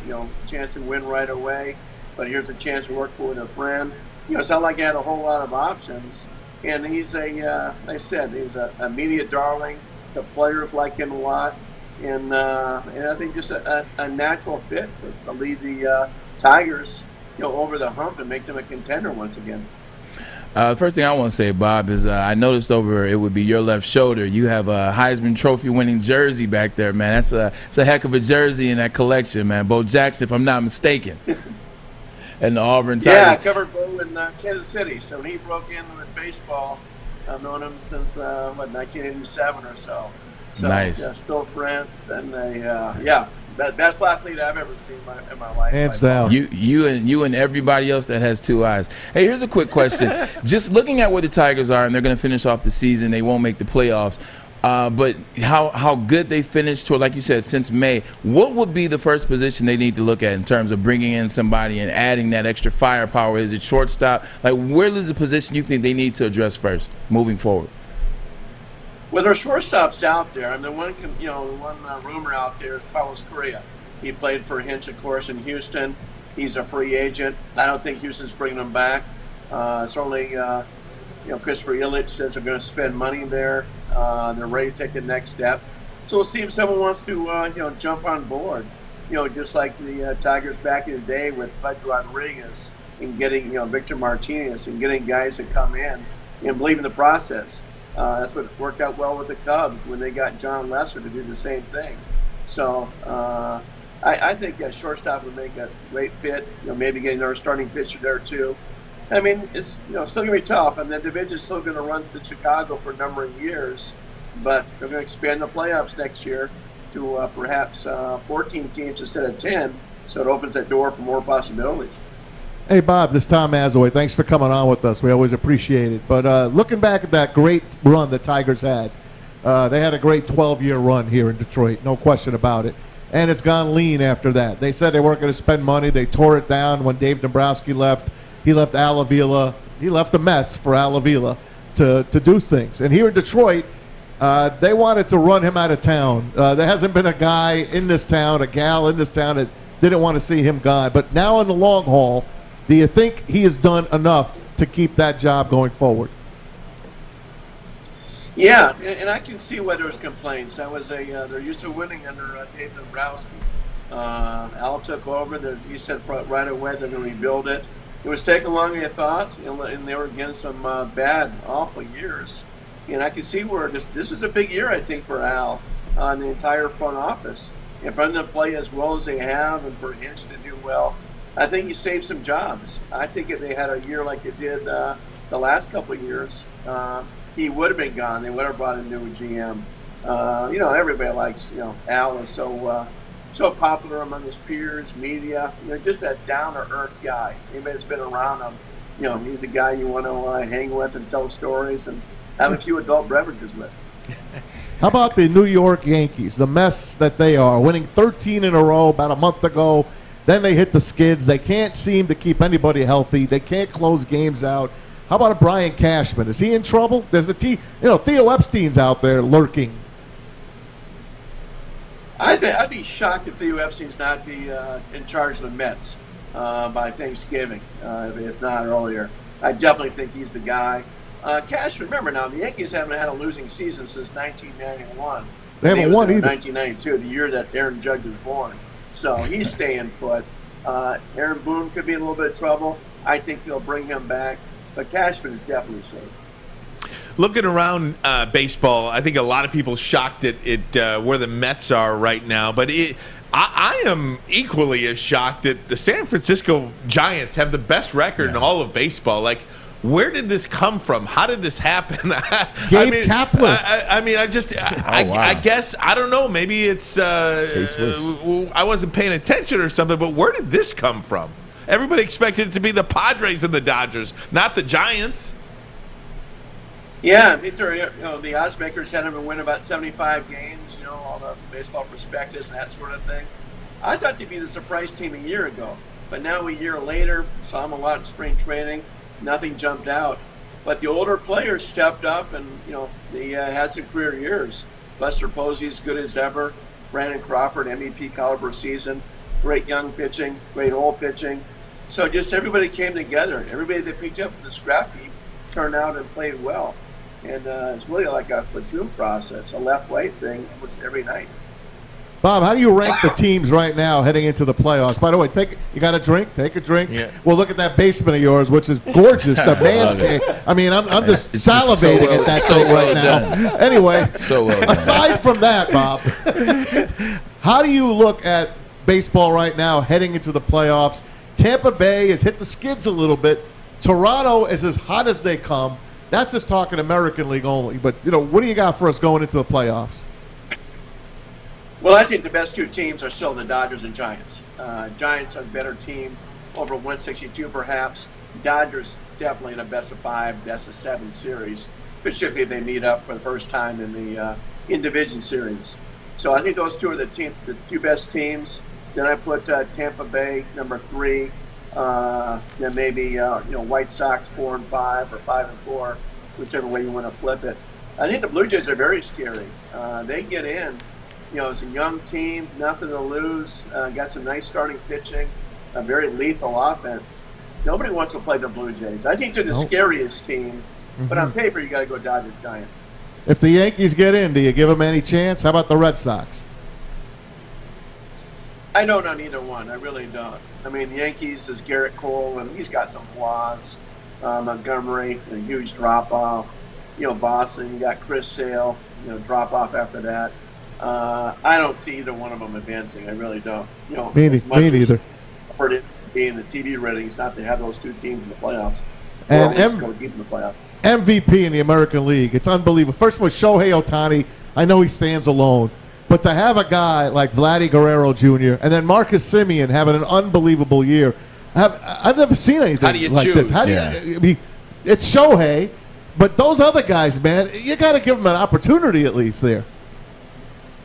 I know. You feel bad for Guerrero. I mean, he can win the Triple Crown. He's not going to win it. Just give me Ohtani in a landslide. And there's 30 first-place votes.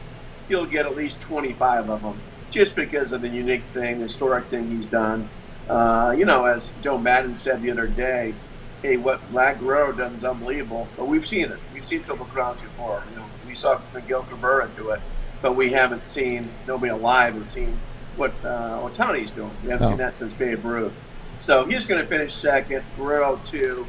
Then we'll see, maybe Marcus Semien 3. But yeah, at least Guerrero's 22 years old. He's going to have plenty of chances at this thing. Last thing, Bob, do you see the Detroit Tigers competing for a wild card next year? Oh, I do. Like I said, I think they're going to expand the playoffs to 14 teams. Even if they don't expand it, I like their chances for a wild card spot. And who knows? They can win the division. I mean, nobody saw what happened to the Minnesota Twins this year. What if that happens to the Chicago White Sox? I don't see it, but it could. I didn't see what the Twins, what happened to them either. So I definitely think the Tigers are going to be a playoff caliber team. And I think they'll get some reinforcements. I think they'll bring some people in. I think they'll sell some more season tickets. And I think A.J. Hinch will be marking this team hard during spring training and during the winter. You love what the direction is. And this most optimistic you got to be about the Tigers, probably since Dave Dombrowski left. Hey, Bob, you talk about bringing guys in, and just a final thought on you from this. One guy that has admitted he has talked about it with his family is Justin Verlander coming back to Detroit. Ben Verlander, his brother, has told me personally that it has been talked about within the family. And what a way to finish up his career. He's got a lot more left in the tank, he said, than to come back and win a World Series for the Tigers. Not sure if it's next year or not, but that has been talked about. Yeah. What is the market on a 38-year-old starting pitcher with coming off Tommy John? What is that number like in the offseason? And where do you see Justin Verlander pitching next season? Well, I think it definitely wants to go to a contender. There won't be much of a market for him. Just you're talking about the age. You're talking about missing this much time. I don't think the Astros will even give him a qualifying offer at $19 million. So I don't think it would take much to get him. I really don't. Maybe a 1-year contract, an option, 2 years at the most. It's not like the Tigers. If the Tigers want to bring someone back, you can bring back Max Scherzer too. Heck yeah. They're not going to spend $8 million on 2 years or $120, but he's the guy you want. Nothing to take away from Verlander. He's been to Hall of Fame too.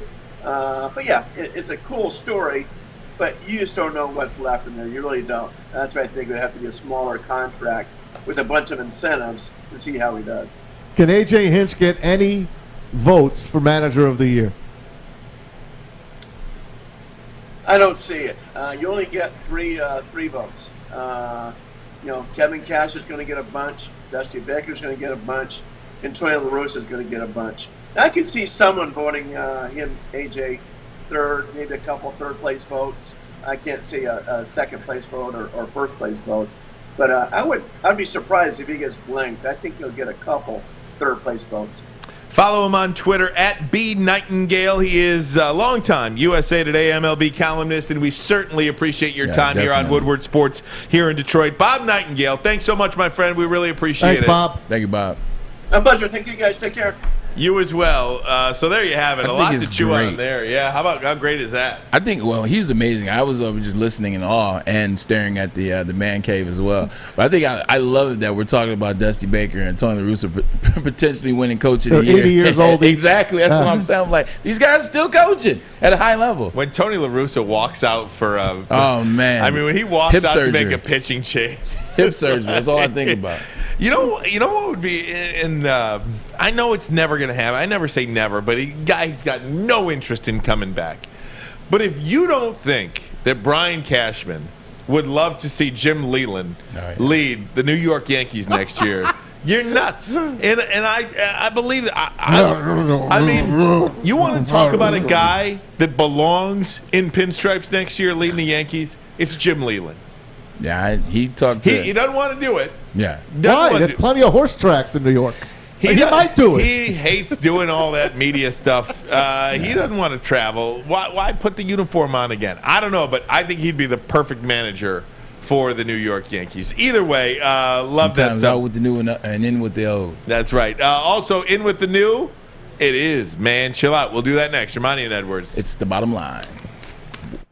Opa! Introducing Papa Romano's new Greek pizza, a tasty blend of bold Greek flavors and Mediterranean toppings, including feta cheese and Greek dressing. Get a large Greek pizza for a limited time for $16.99. Order now at paparomanos.com. Fellas, football season is here. It's time to make your grooming experience easy like Sunday morning. Get to Lady Jane's Haircuts for Men. Walk in, relax, watch your favorite team play, and before you know it, your hair will be game ready. Get to Lady Jane's, open 10 to 8, 7 days a week. Walk in anytime. It's wicked awesome. Hey, gang, want to let you know, Guardian Alarm gets it. A good defense on and off the field helps you feel secure. Guardian Alarm has the state-of-the-art technology that helps you feel safe, all with 24/7 local monitoring. Guardian Alarm also has convenient features that let you check in on your home, control lights and temperatures, detect smoke or carbon monoxide. It will even let you lock and unlock doors. Call 800 Stay Out. Oh, stay out today. That's 800 Stay Out. Stay Out. Guardian Alarm has been trusted for over 90 years in keeping families safe. Guardian Alarm, your local security experts. I always think stay out is the end. I always think stay out is the end. And I hit the music too early. Yeah, it doesn't matter. Leave the music. I'm sorry. They don't mind if you play a little music under the reed. What do they care? Right? Stay out. Stay out. Side note. Kind of like chill out. Side note, ladies and gentlemen out there listening to us and watching us, somebody on our team, on our squad, not named Braylon, spilled water before the show started. Hey, man, look. And as I was trying to rush back, because I had to use the bathroom real quick, I was trying to rush back. Somebody almost slipped and did not make it back on time. But my athletic ability did not fail me, thank God. Who spilled that? I'm not a snitch. Not me. I'm not a snitch. Well, sounds like it might be you, right? Well, look, hey, I was speeding, I Sweater was vest racing, guy? I was, I had to go ahead and do a couple of things. So he's going to Belichick's retirement Spilled party. some water, but the great Joey said, you know what, man, I got it. He had you. He cleaned it up. It was good. I said I would have cleaned it up, but I also would have been late for the show. I'm going to tell you this right now. A.J. Hinch, next year, manager of the year. Yeah. Mark it down. You heard it here first. Yeah. Yeah, I think that's the way to go. I'm not going to do any predicting. I think the Tigers win the division next year. As I just They're not going to win the division. I think the Tigers are going to win the division. They're not going to beat the White Sox. White Sox aren't going anywhere. Don't make the mistake I made of betting on the Lions to beat Green Bay because you get excited. White Sox are locked for 5 more years. Even with the manager situation? Yeah. La Russa going to manage the corpse? He'll be gone, but someone else will get Take plugged a wheelchair out to, hey, give me the ball. Anyway, hey, guys, it's time now for Man. Chill out. Hold on. Not yet. Keep Sorry. talking. It's time now for Man. No, keep talking. Okay. It's time, Man. Somebody got to chill out. What's going on right now? You think it's funny? Chill, buddy.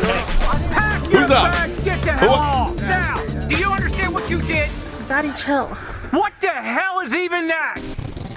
The great Braylon Edwards will lead us off today. I get us rocking and rolling. My Man Chill Out segment is a good one. I think that I am tired. We've all seen in the NBA, in the off season, these NBA players, they go to Lifetime and they put up a bunch of jumpers and they post videos of shooting 3-pointers from half quarter. They post shooting 3-pointers 20 in a row and 30 in a row. And here's Russell Westbrook, new current Los Angeles Laker this year. He's shooting 3-pointers. He's knocking them down. He's career 27% from behind the arc. You see guys working on all types of moves, and it just all looks great. But guess what? At the end of the day, I can go to any Lifetime here in the state of Michigan, and I can find a guy to knock down 10, or Edit Video, or Powerhouse, or Planet Fitness, or any one of those places that have a gym, and make a video and post it. I don't want to see these videos because they never work. Remember Hoodie Mello, aka Carmelo, when he was rocking the hoodie, and he looked something like this, and he was shooting, and he was killing guys. Looks like Chad. Busting some, it does look like Chad.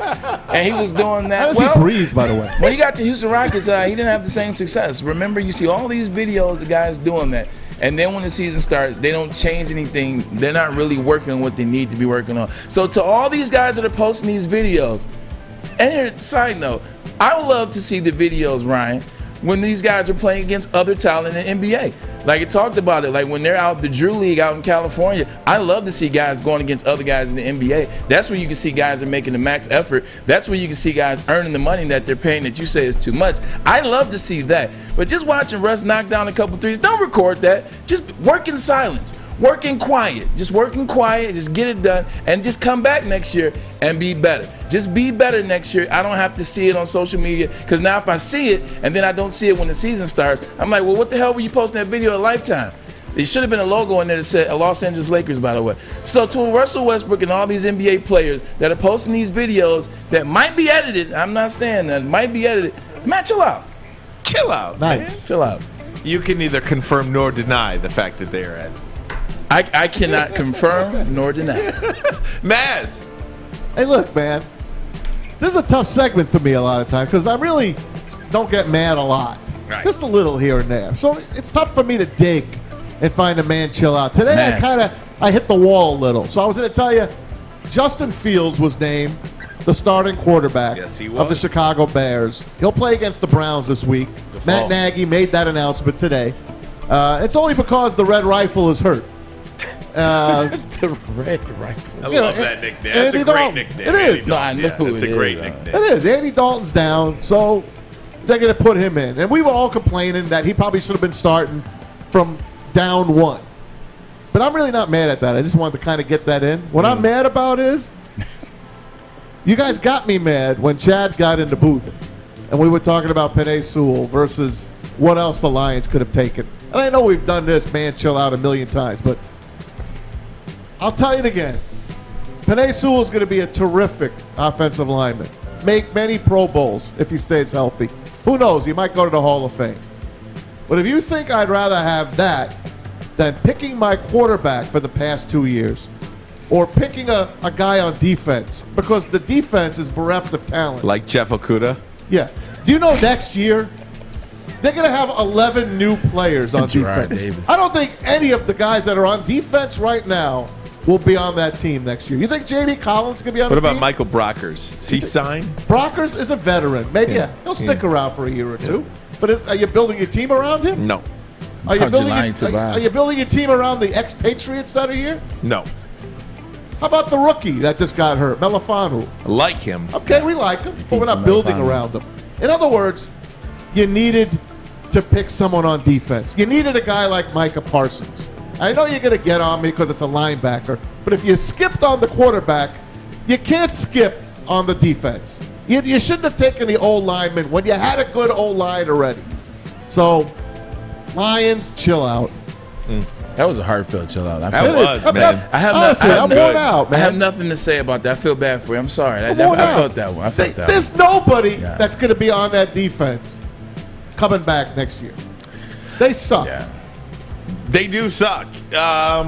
What doesn't suck, though, is that hat, man. Braylon, you get a lot of hat comments on the is that right? Chat here on YouTube. They're showing love to the hat. Love that hat on you, Braylon. All right, here you go. Throw it up. Here's my man, chill out.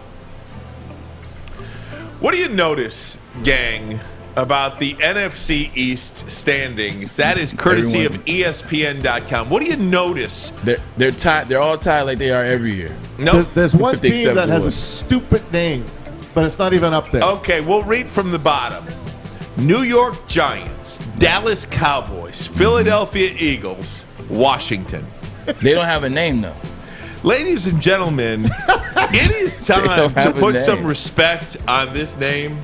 It is time. It sucks. To quit messing around. Whether you believe it sucks or not, it is their name. That name, ladies and gentlemen, is football team. That is horrible. And we need I need you to put some respect on this name. Why ESPN.com chooses, and they do choose, not to include football team in their standings is unacceptable to me. Put it up again, Alex. Let me see it.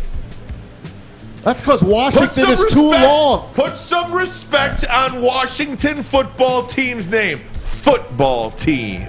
I want to see it. That's not a name. It doesn't fit. It doesn't matter if it doesn't fit. You must have quit. All right. Football team is not a name.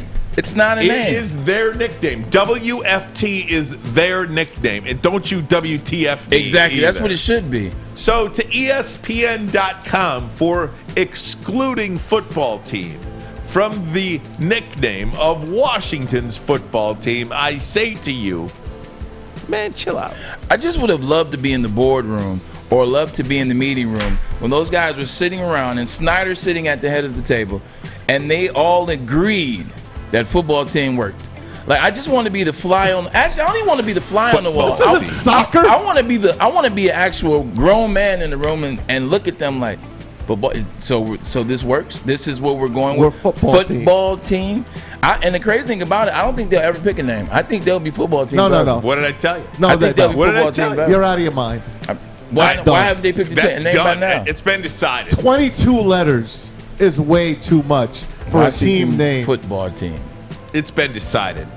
I love it. Football team stays. They can't even fit it in their end zone. I like it that I hate it. That's why I like it. I like it just to hate it. It's so good. It's the best nickname in all of sports. It's not a nickname. How many times can you say? How many lions are Eagles? You pick a bird. You pick an animal. I mean, these are things. Red Wolves. Yeah. Red Wolves. Pick another animal. Presidents. I'll take presidents. What else are you going to? Presidents? Yeah, Washington Presidents. Football team. Washington Crooks. How about the Say with the Federals? scowl. The Washington Federals. Crooks. All right, gang. The Federals. USFL. Washington Federals. Hey, guys, big. The misunderstoods. Do you want Manning or do you want ratings? What do you want? I want to talk about. We have a list of 20 things on this show we have not gotten to. You know what I want to talk about? 0-2. The guy that made some money. Okay, yeah, even we though can do he was that. going to lose. We'll do that. Michigan online casinos dominate the sports betting. There was a gentleman, who risked $25 to win 700 grand plus. $750. We're gonna do that next. If you're seeing, there's a little preview. We'll do that next. This is Armani and Edwards. It's the bottom line. Woodward Sports. Oh. Okay, you thirsty little spin goblins. I want you to pedal into the next dimension. Spin it! Spin! Spin! Uh-oh! Carmen's falling behind. Let's give her the hiss of shame. Spin! Spin! Spin till you bleed! Don't ride the bike of shame.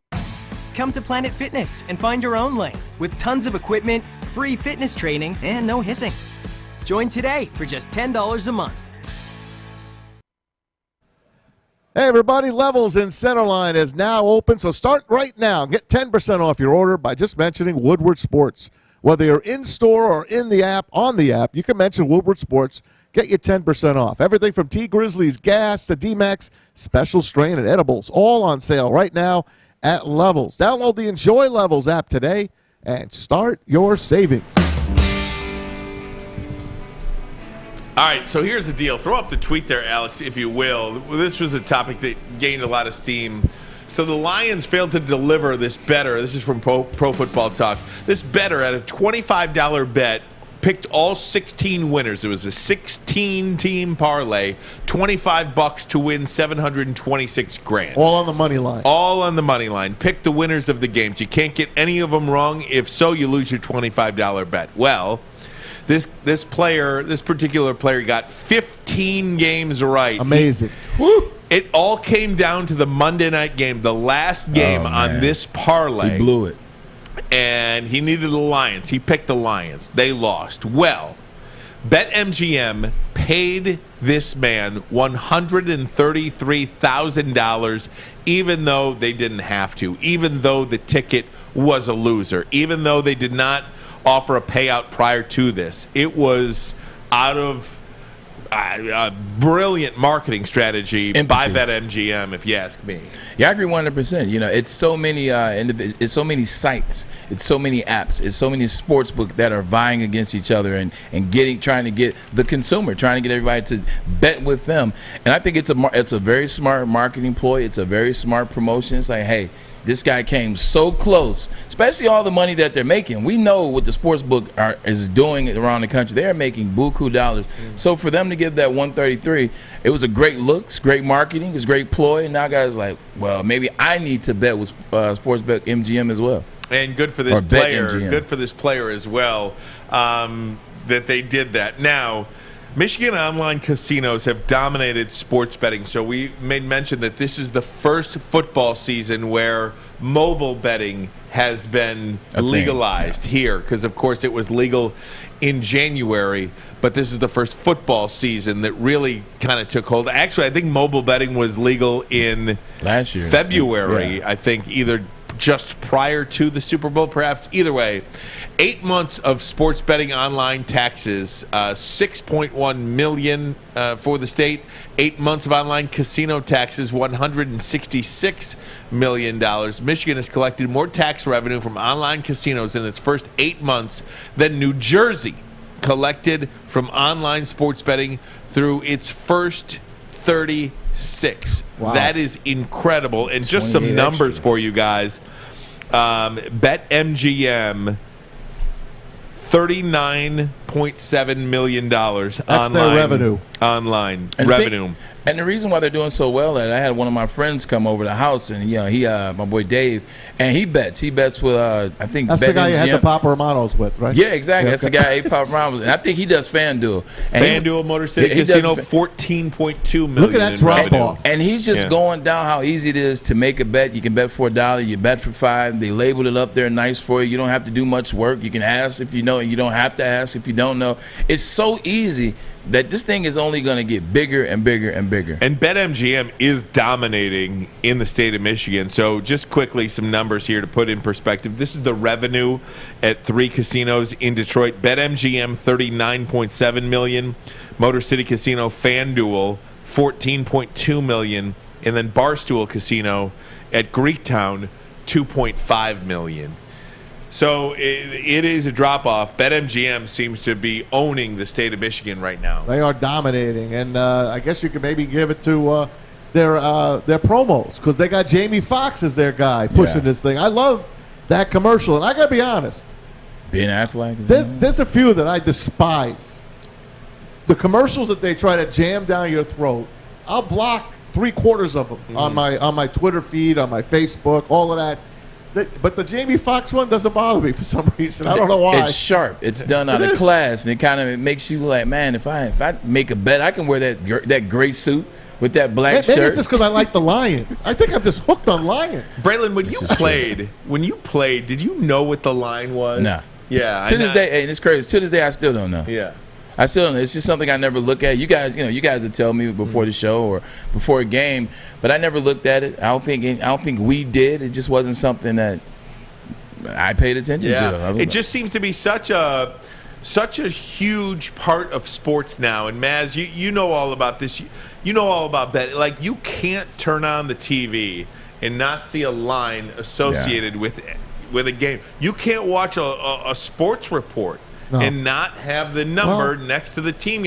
And these leagues, these teams have embraced it fully. They have. And if you remember, Roger Goodell, in 2016, we're talking 5 years, he said, I do not believe gambling and the NFL should be together. Till they offered it's him bad. cheese. It's horrible. It's no good. They're the devil. And now the Superdome is named after Caesar's Palace. And the NFL is in full bed with gambling, as they have 7 sports books marketing with the NFL. You ready for this one? Maz and Ryan, you know what I say to that? Money talks and bull bleep walks. Yes. Everything is cool to say, it's class, and we stay away from that. Whatever you want to say, when people throw money and the right amounts of money, all those goes out the window. And it's a good thing for the sport in terms of giving everything involved. I just want to see a piece later on down the line. I don't know if it's 10 years from now, if it's 20, if it's 5. I just want to see the hindrance or maybe the negative side of sports betting with sports. Like, is it going to be a negative side? There's a huge negative side to it. Oh, my God. I mean, I've seen the stories from the 80s and 90s, but I'm talking about this professional legal it's stuff. too easy to bet. Yeah, it is too. You used to have to drive to a casino. You used to have to take an airline to go bet. Can you imagine Pete Rose now? Then you had to go drive to a casino, and many times hours. Or you call Sam at the weenie joint. Yeah, or whatever. But now you can just bet on your phone, on your couch. In bed. It is look. During the game. If you can do it responsibly, God bless you, but there are people out there who can't, and it is going to affect a lot of people out there who don't know how to do it responsibly, who don't know how to do it. So, look, we all know what the numbers are. I try to keep this. We try to keep this to a sports show specifically. You can't avoid it so many times, but it is what it is. Listen, I dealt blackjack at a casino downtown. And I can see you doing blackjack. I can see. Are you the one? Did you talk to the players? Give them some ease if they lose, or were you the one that it took 21? You're like, ooh. No. I felt sorry for people to a point where I got yelled at by the pit bosses plenty of times. I've seen guys abuse women on the table, their girlfriend, just verbally abusing them. And I would say, hey, don't do that. And then the pit boss would come to me and tap me on the shoulder, and I'd get a break, and I'd get a talking to saying, that guy's betting $300 a hand, and he's doubling back on the end of it. Don't say a word to him. But did you see how he talked? Don't say a word to him. Wow. I hated that job. I despised it. And I quit. Only a few months on the job. Good for you. Good for Hated you. it. That's People crazy. would fall asleep on my table. People would be there from the night before falling asleep trying to get their check back. I hate casinos. It's crazy. Yeah. And it's a big part of sports now, whether you like it or not. It is here, and it's not going anywhere. I go there for the food. Yeah. I go for the food. Right, go for the free steak. Nothing free about it, right? By the way, man. Lions getting 8 this week, and that smells to me. 8? That's it? What's the total? 49? So Lions have to score 18 And a half. points. 49 and a Can half. the Lions get to 17? I don't think so. No, they probably could. But can the I think Lions so. get to 10? Really? Yeah, sure. Can the Lions get to 10? They can. Because, I mean, I got to believe Baltimore scored north of 40. But, bro, it's only 8 points. It should be, to me, I think it's a 2-touchdown game. Not going to give 2 touchdowns to a home team. Okay. But either way. You guys are talking gibberish there to me. I got 20 things on the sheet. Let's go to Monday Night Football next. All right, Mannings. We'll do the Mannings next. This And is my regular NFL across the board is up. Way up. People love NFL. You talk NFL, the numbers go up. You talk anything else, the numbers go down. It's very simple. Name another show where we invite you to tell us what to talk about, where we are picking topics live I got a that million you guys of them. want to hear. It's a show meeting. That's what I'm talking it's a about. show meeting, right? Well, we've prepared 20,000 topics here, and I've got Let's talk about the power all of them. rankings. Power rankings Do would it. be All good. right, Power Braylon likes rankings the that get power us into rank- football. Braylon likes the power rankings. Yeah. We'll do that next. Power rankings. The power rankings get us into football, though. All right. Armani and Edwards is the bottom line on Woodward Sports. Tony is a third-generation logger that has a simple, practical approach to life and work. That's why his Coast DX342 knife is perfect for him. The stainless steel blade is rust-resistant and made for all-weather use. And the double roll-lock safety ensures that it will never inadvertently close when he doesn't want it to. That's why Coast is trusted tough. Hey guys, let's be honest. We like things uncomplicated. Like Lady Jane's Haircuts for Men. Walk in, sign in, sit down, and before you know it, you are handsome and clean. Get to Lady Jane's, open today and every day. Open 10 to 8, 7 days a week. Walk in anytime. It is wicked awesome. Want to let you guys know as well, you can win a signed Calvin Johnson Megatron frame this Sunday, September 26th. From 11 to 1 at our Lions pregame show at Tin Roof, the old Chelly's Chili Bar. You must be following Woodward Sports on social media, Facebook, Twitter, Instagram. Special thanks to John at Pro Sport Zone. This is inside of Laurel Park Mall in Livonia. Love John. It's my for guy. all of your John signed sports memorabilia. Check him out. I mean, this is just, I don't know if you get a look at it, but that's John fantastic. Yu is the guy, man, at That Pro is Sports. fantastic. He does some. I've worked with him for a while. He's always courteous. He hooks my dad, my mom up with jerseys and Tigers T-shirts. A great guy. You know, it's funny because one of the things about this show too, and you know, it's a new format for many of us. You know, it's different from radio. It's different from television. You know, you can watch us whenever you want. You can listen to us whenever you want, and it's one of those things where you can literally see numbers in real time.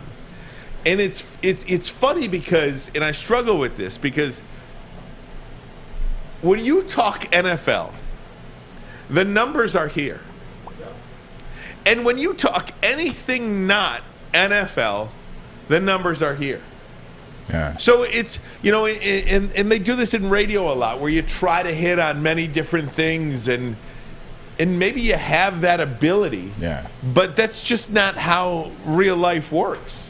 You know, I'm not, you know, I don't want to talk about anything. I mean, we had Bob Nightengale from USA Today, and we Which was wanted a great interview. We by the wanted way. to talk about the Tigers and how good they've been here to Detroit. I mean, they only got eliminated from the playoffs Last night, and that was after a win. Yeah. So it wasn't even their fault. They just number ran out. That's all. Other teams won around them. So we wanted to give them a little sip. Last week, We wanted to at least chat. We had Dan Dickerson on. Mm-hmm. We wanted to say, hey, Tigers got to 70 wins. Who the heck thought that they'd ever get to 70 wins again? And here they are. They just keep on winning. So we want to do a little baseball. Maybe playoffs are coming up. I know I'm coming down the stretch in my fantasy, and you play all year to get to this week in baseball. This is fun now, man. But guess what? People don't really give a damn about baseball anymore, and it makes me sad. It's the truth, though. I mean, it is the truth. I mean, you see the numbers in real time, and it's like if you talk even sometimes when we're talking Michigan State, the drops. People only want. Do people only want NFL? Like, I'm a sports fan. I love the NFL. I love college football. I love them all. Like, I'll be glued to the baseball playoffs. And the good thing, like, Michigan's good this year. Right. Michigan State, they're good this year. Like, it's fun to be able to talk about them.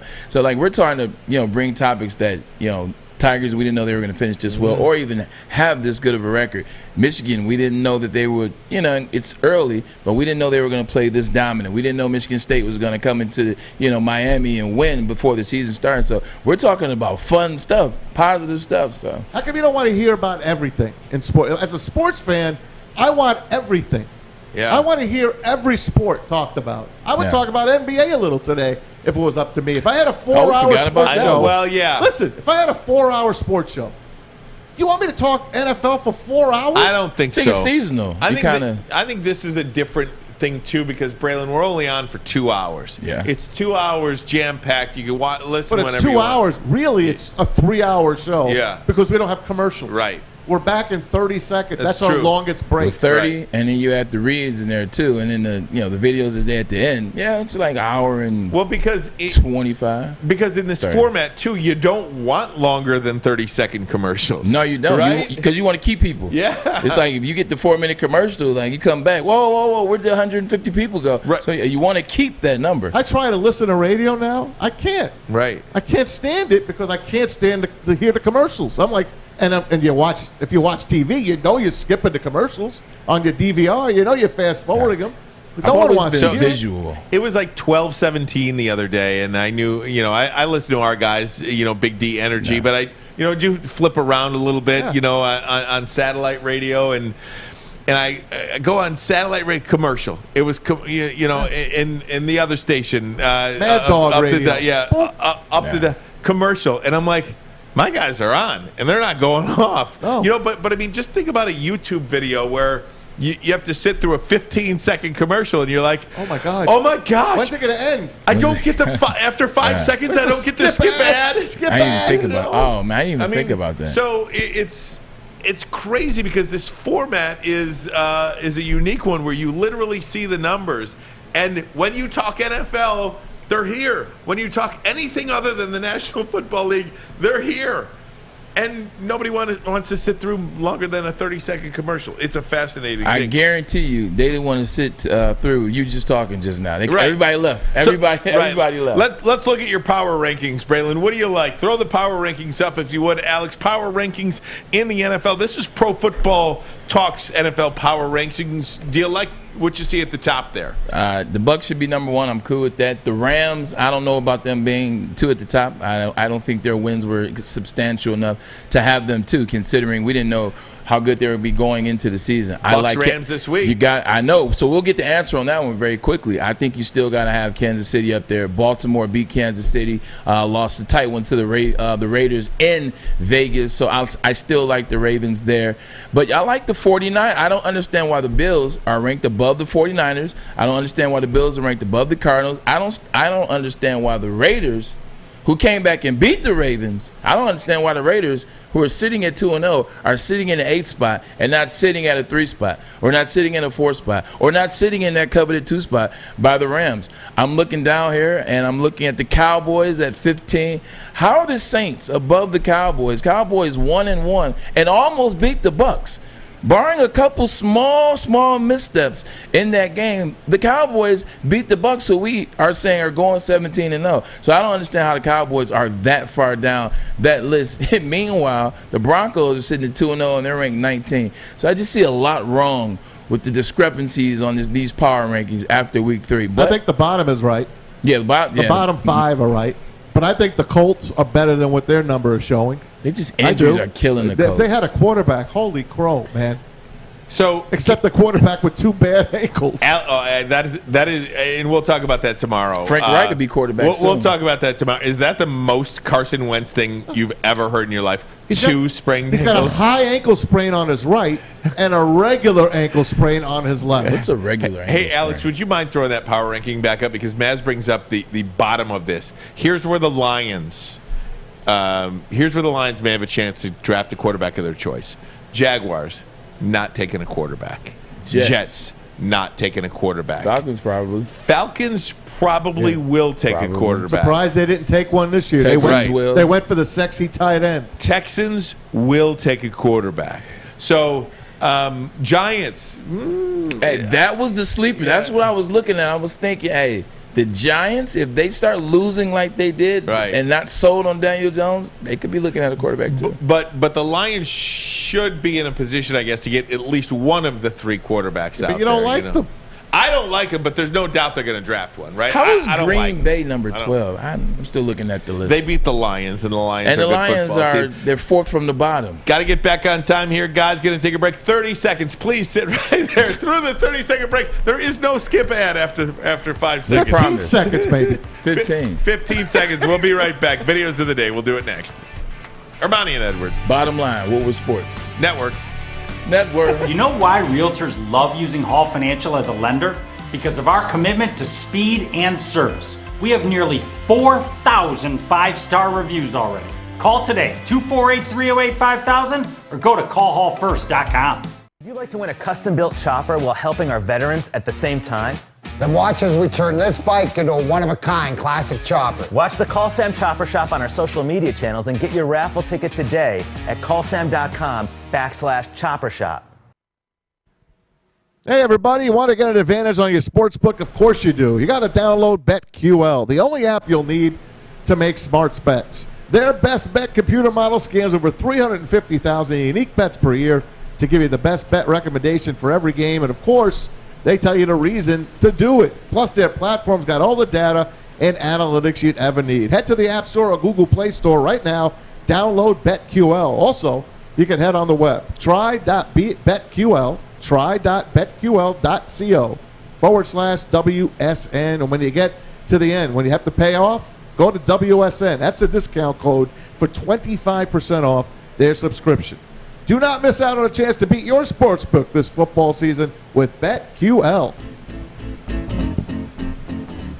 All right, here we go, guys. It is the final segment of the show, one in which we like to call the bottom line videos of the day. Yes, we got some good ones today, as we always do. Maz always comes through with the videos. Always. Thank you. Always. Always a fun thing. This is fun. I'm going to show you a baseball kind of one here. It's a first pitch at Wrigley yesterday with the great Conor McGregor on the hill. Check out this beauty. Ooh, watch out. Just a bit row. outside. Let's see that again. A little Bob Barker right there. Corner and missed. Here it is. Just a bit outside. And someone was smart enough to put him. There's the 50 Cent right next to him. Watch that. Whoop. Wow. Oh. Look how pretty that is. Seriously, and I don't mean to say this any other way, but look at Conor McGregor's butt. Could those pants be any tighter? How in the world don't those things get split? I'm not looking at his butt. But I mean, if you were butt. to look at his butt, no.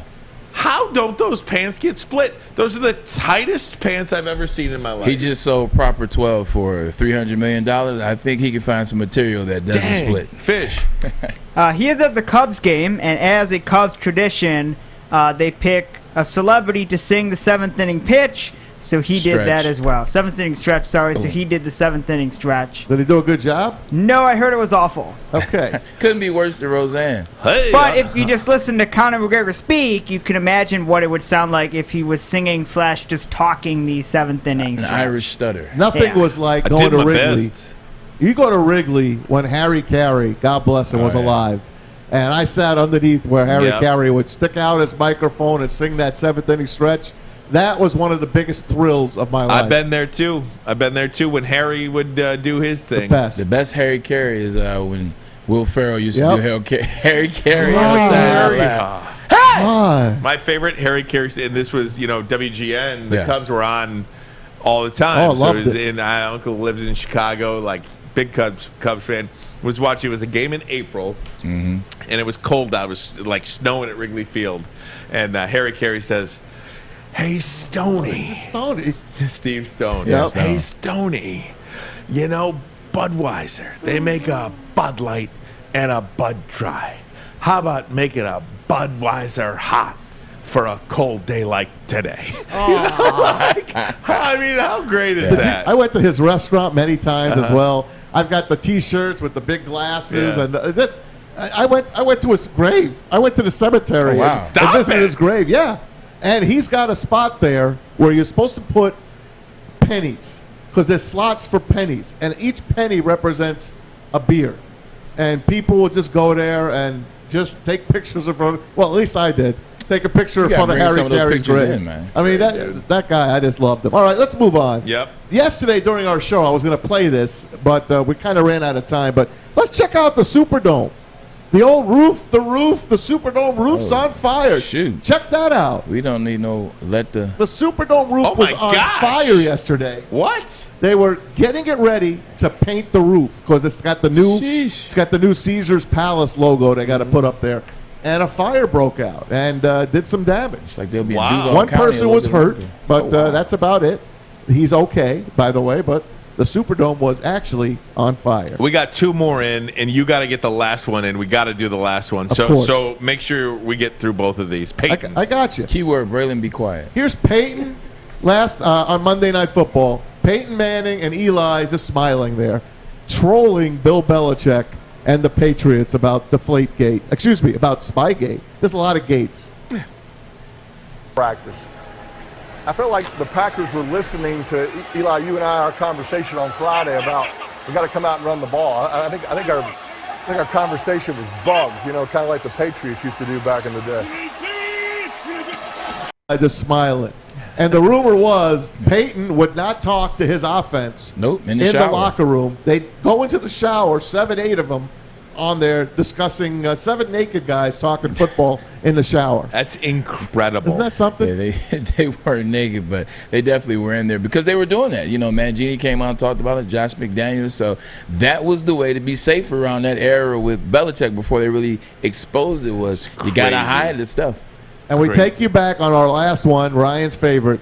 On this day in sports, one of the greatest sound bites of all time. 2007, Oklahoma State's Mike Gundy. All time. At the podium.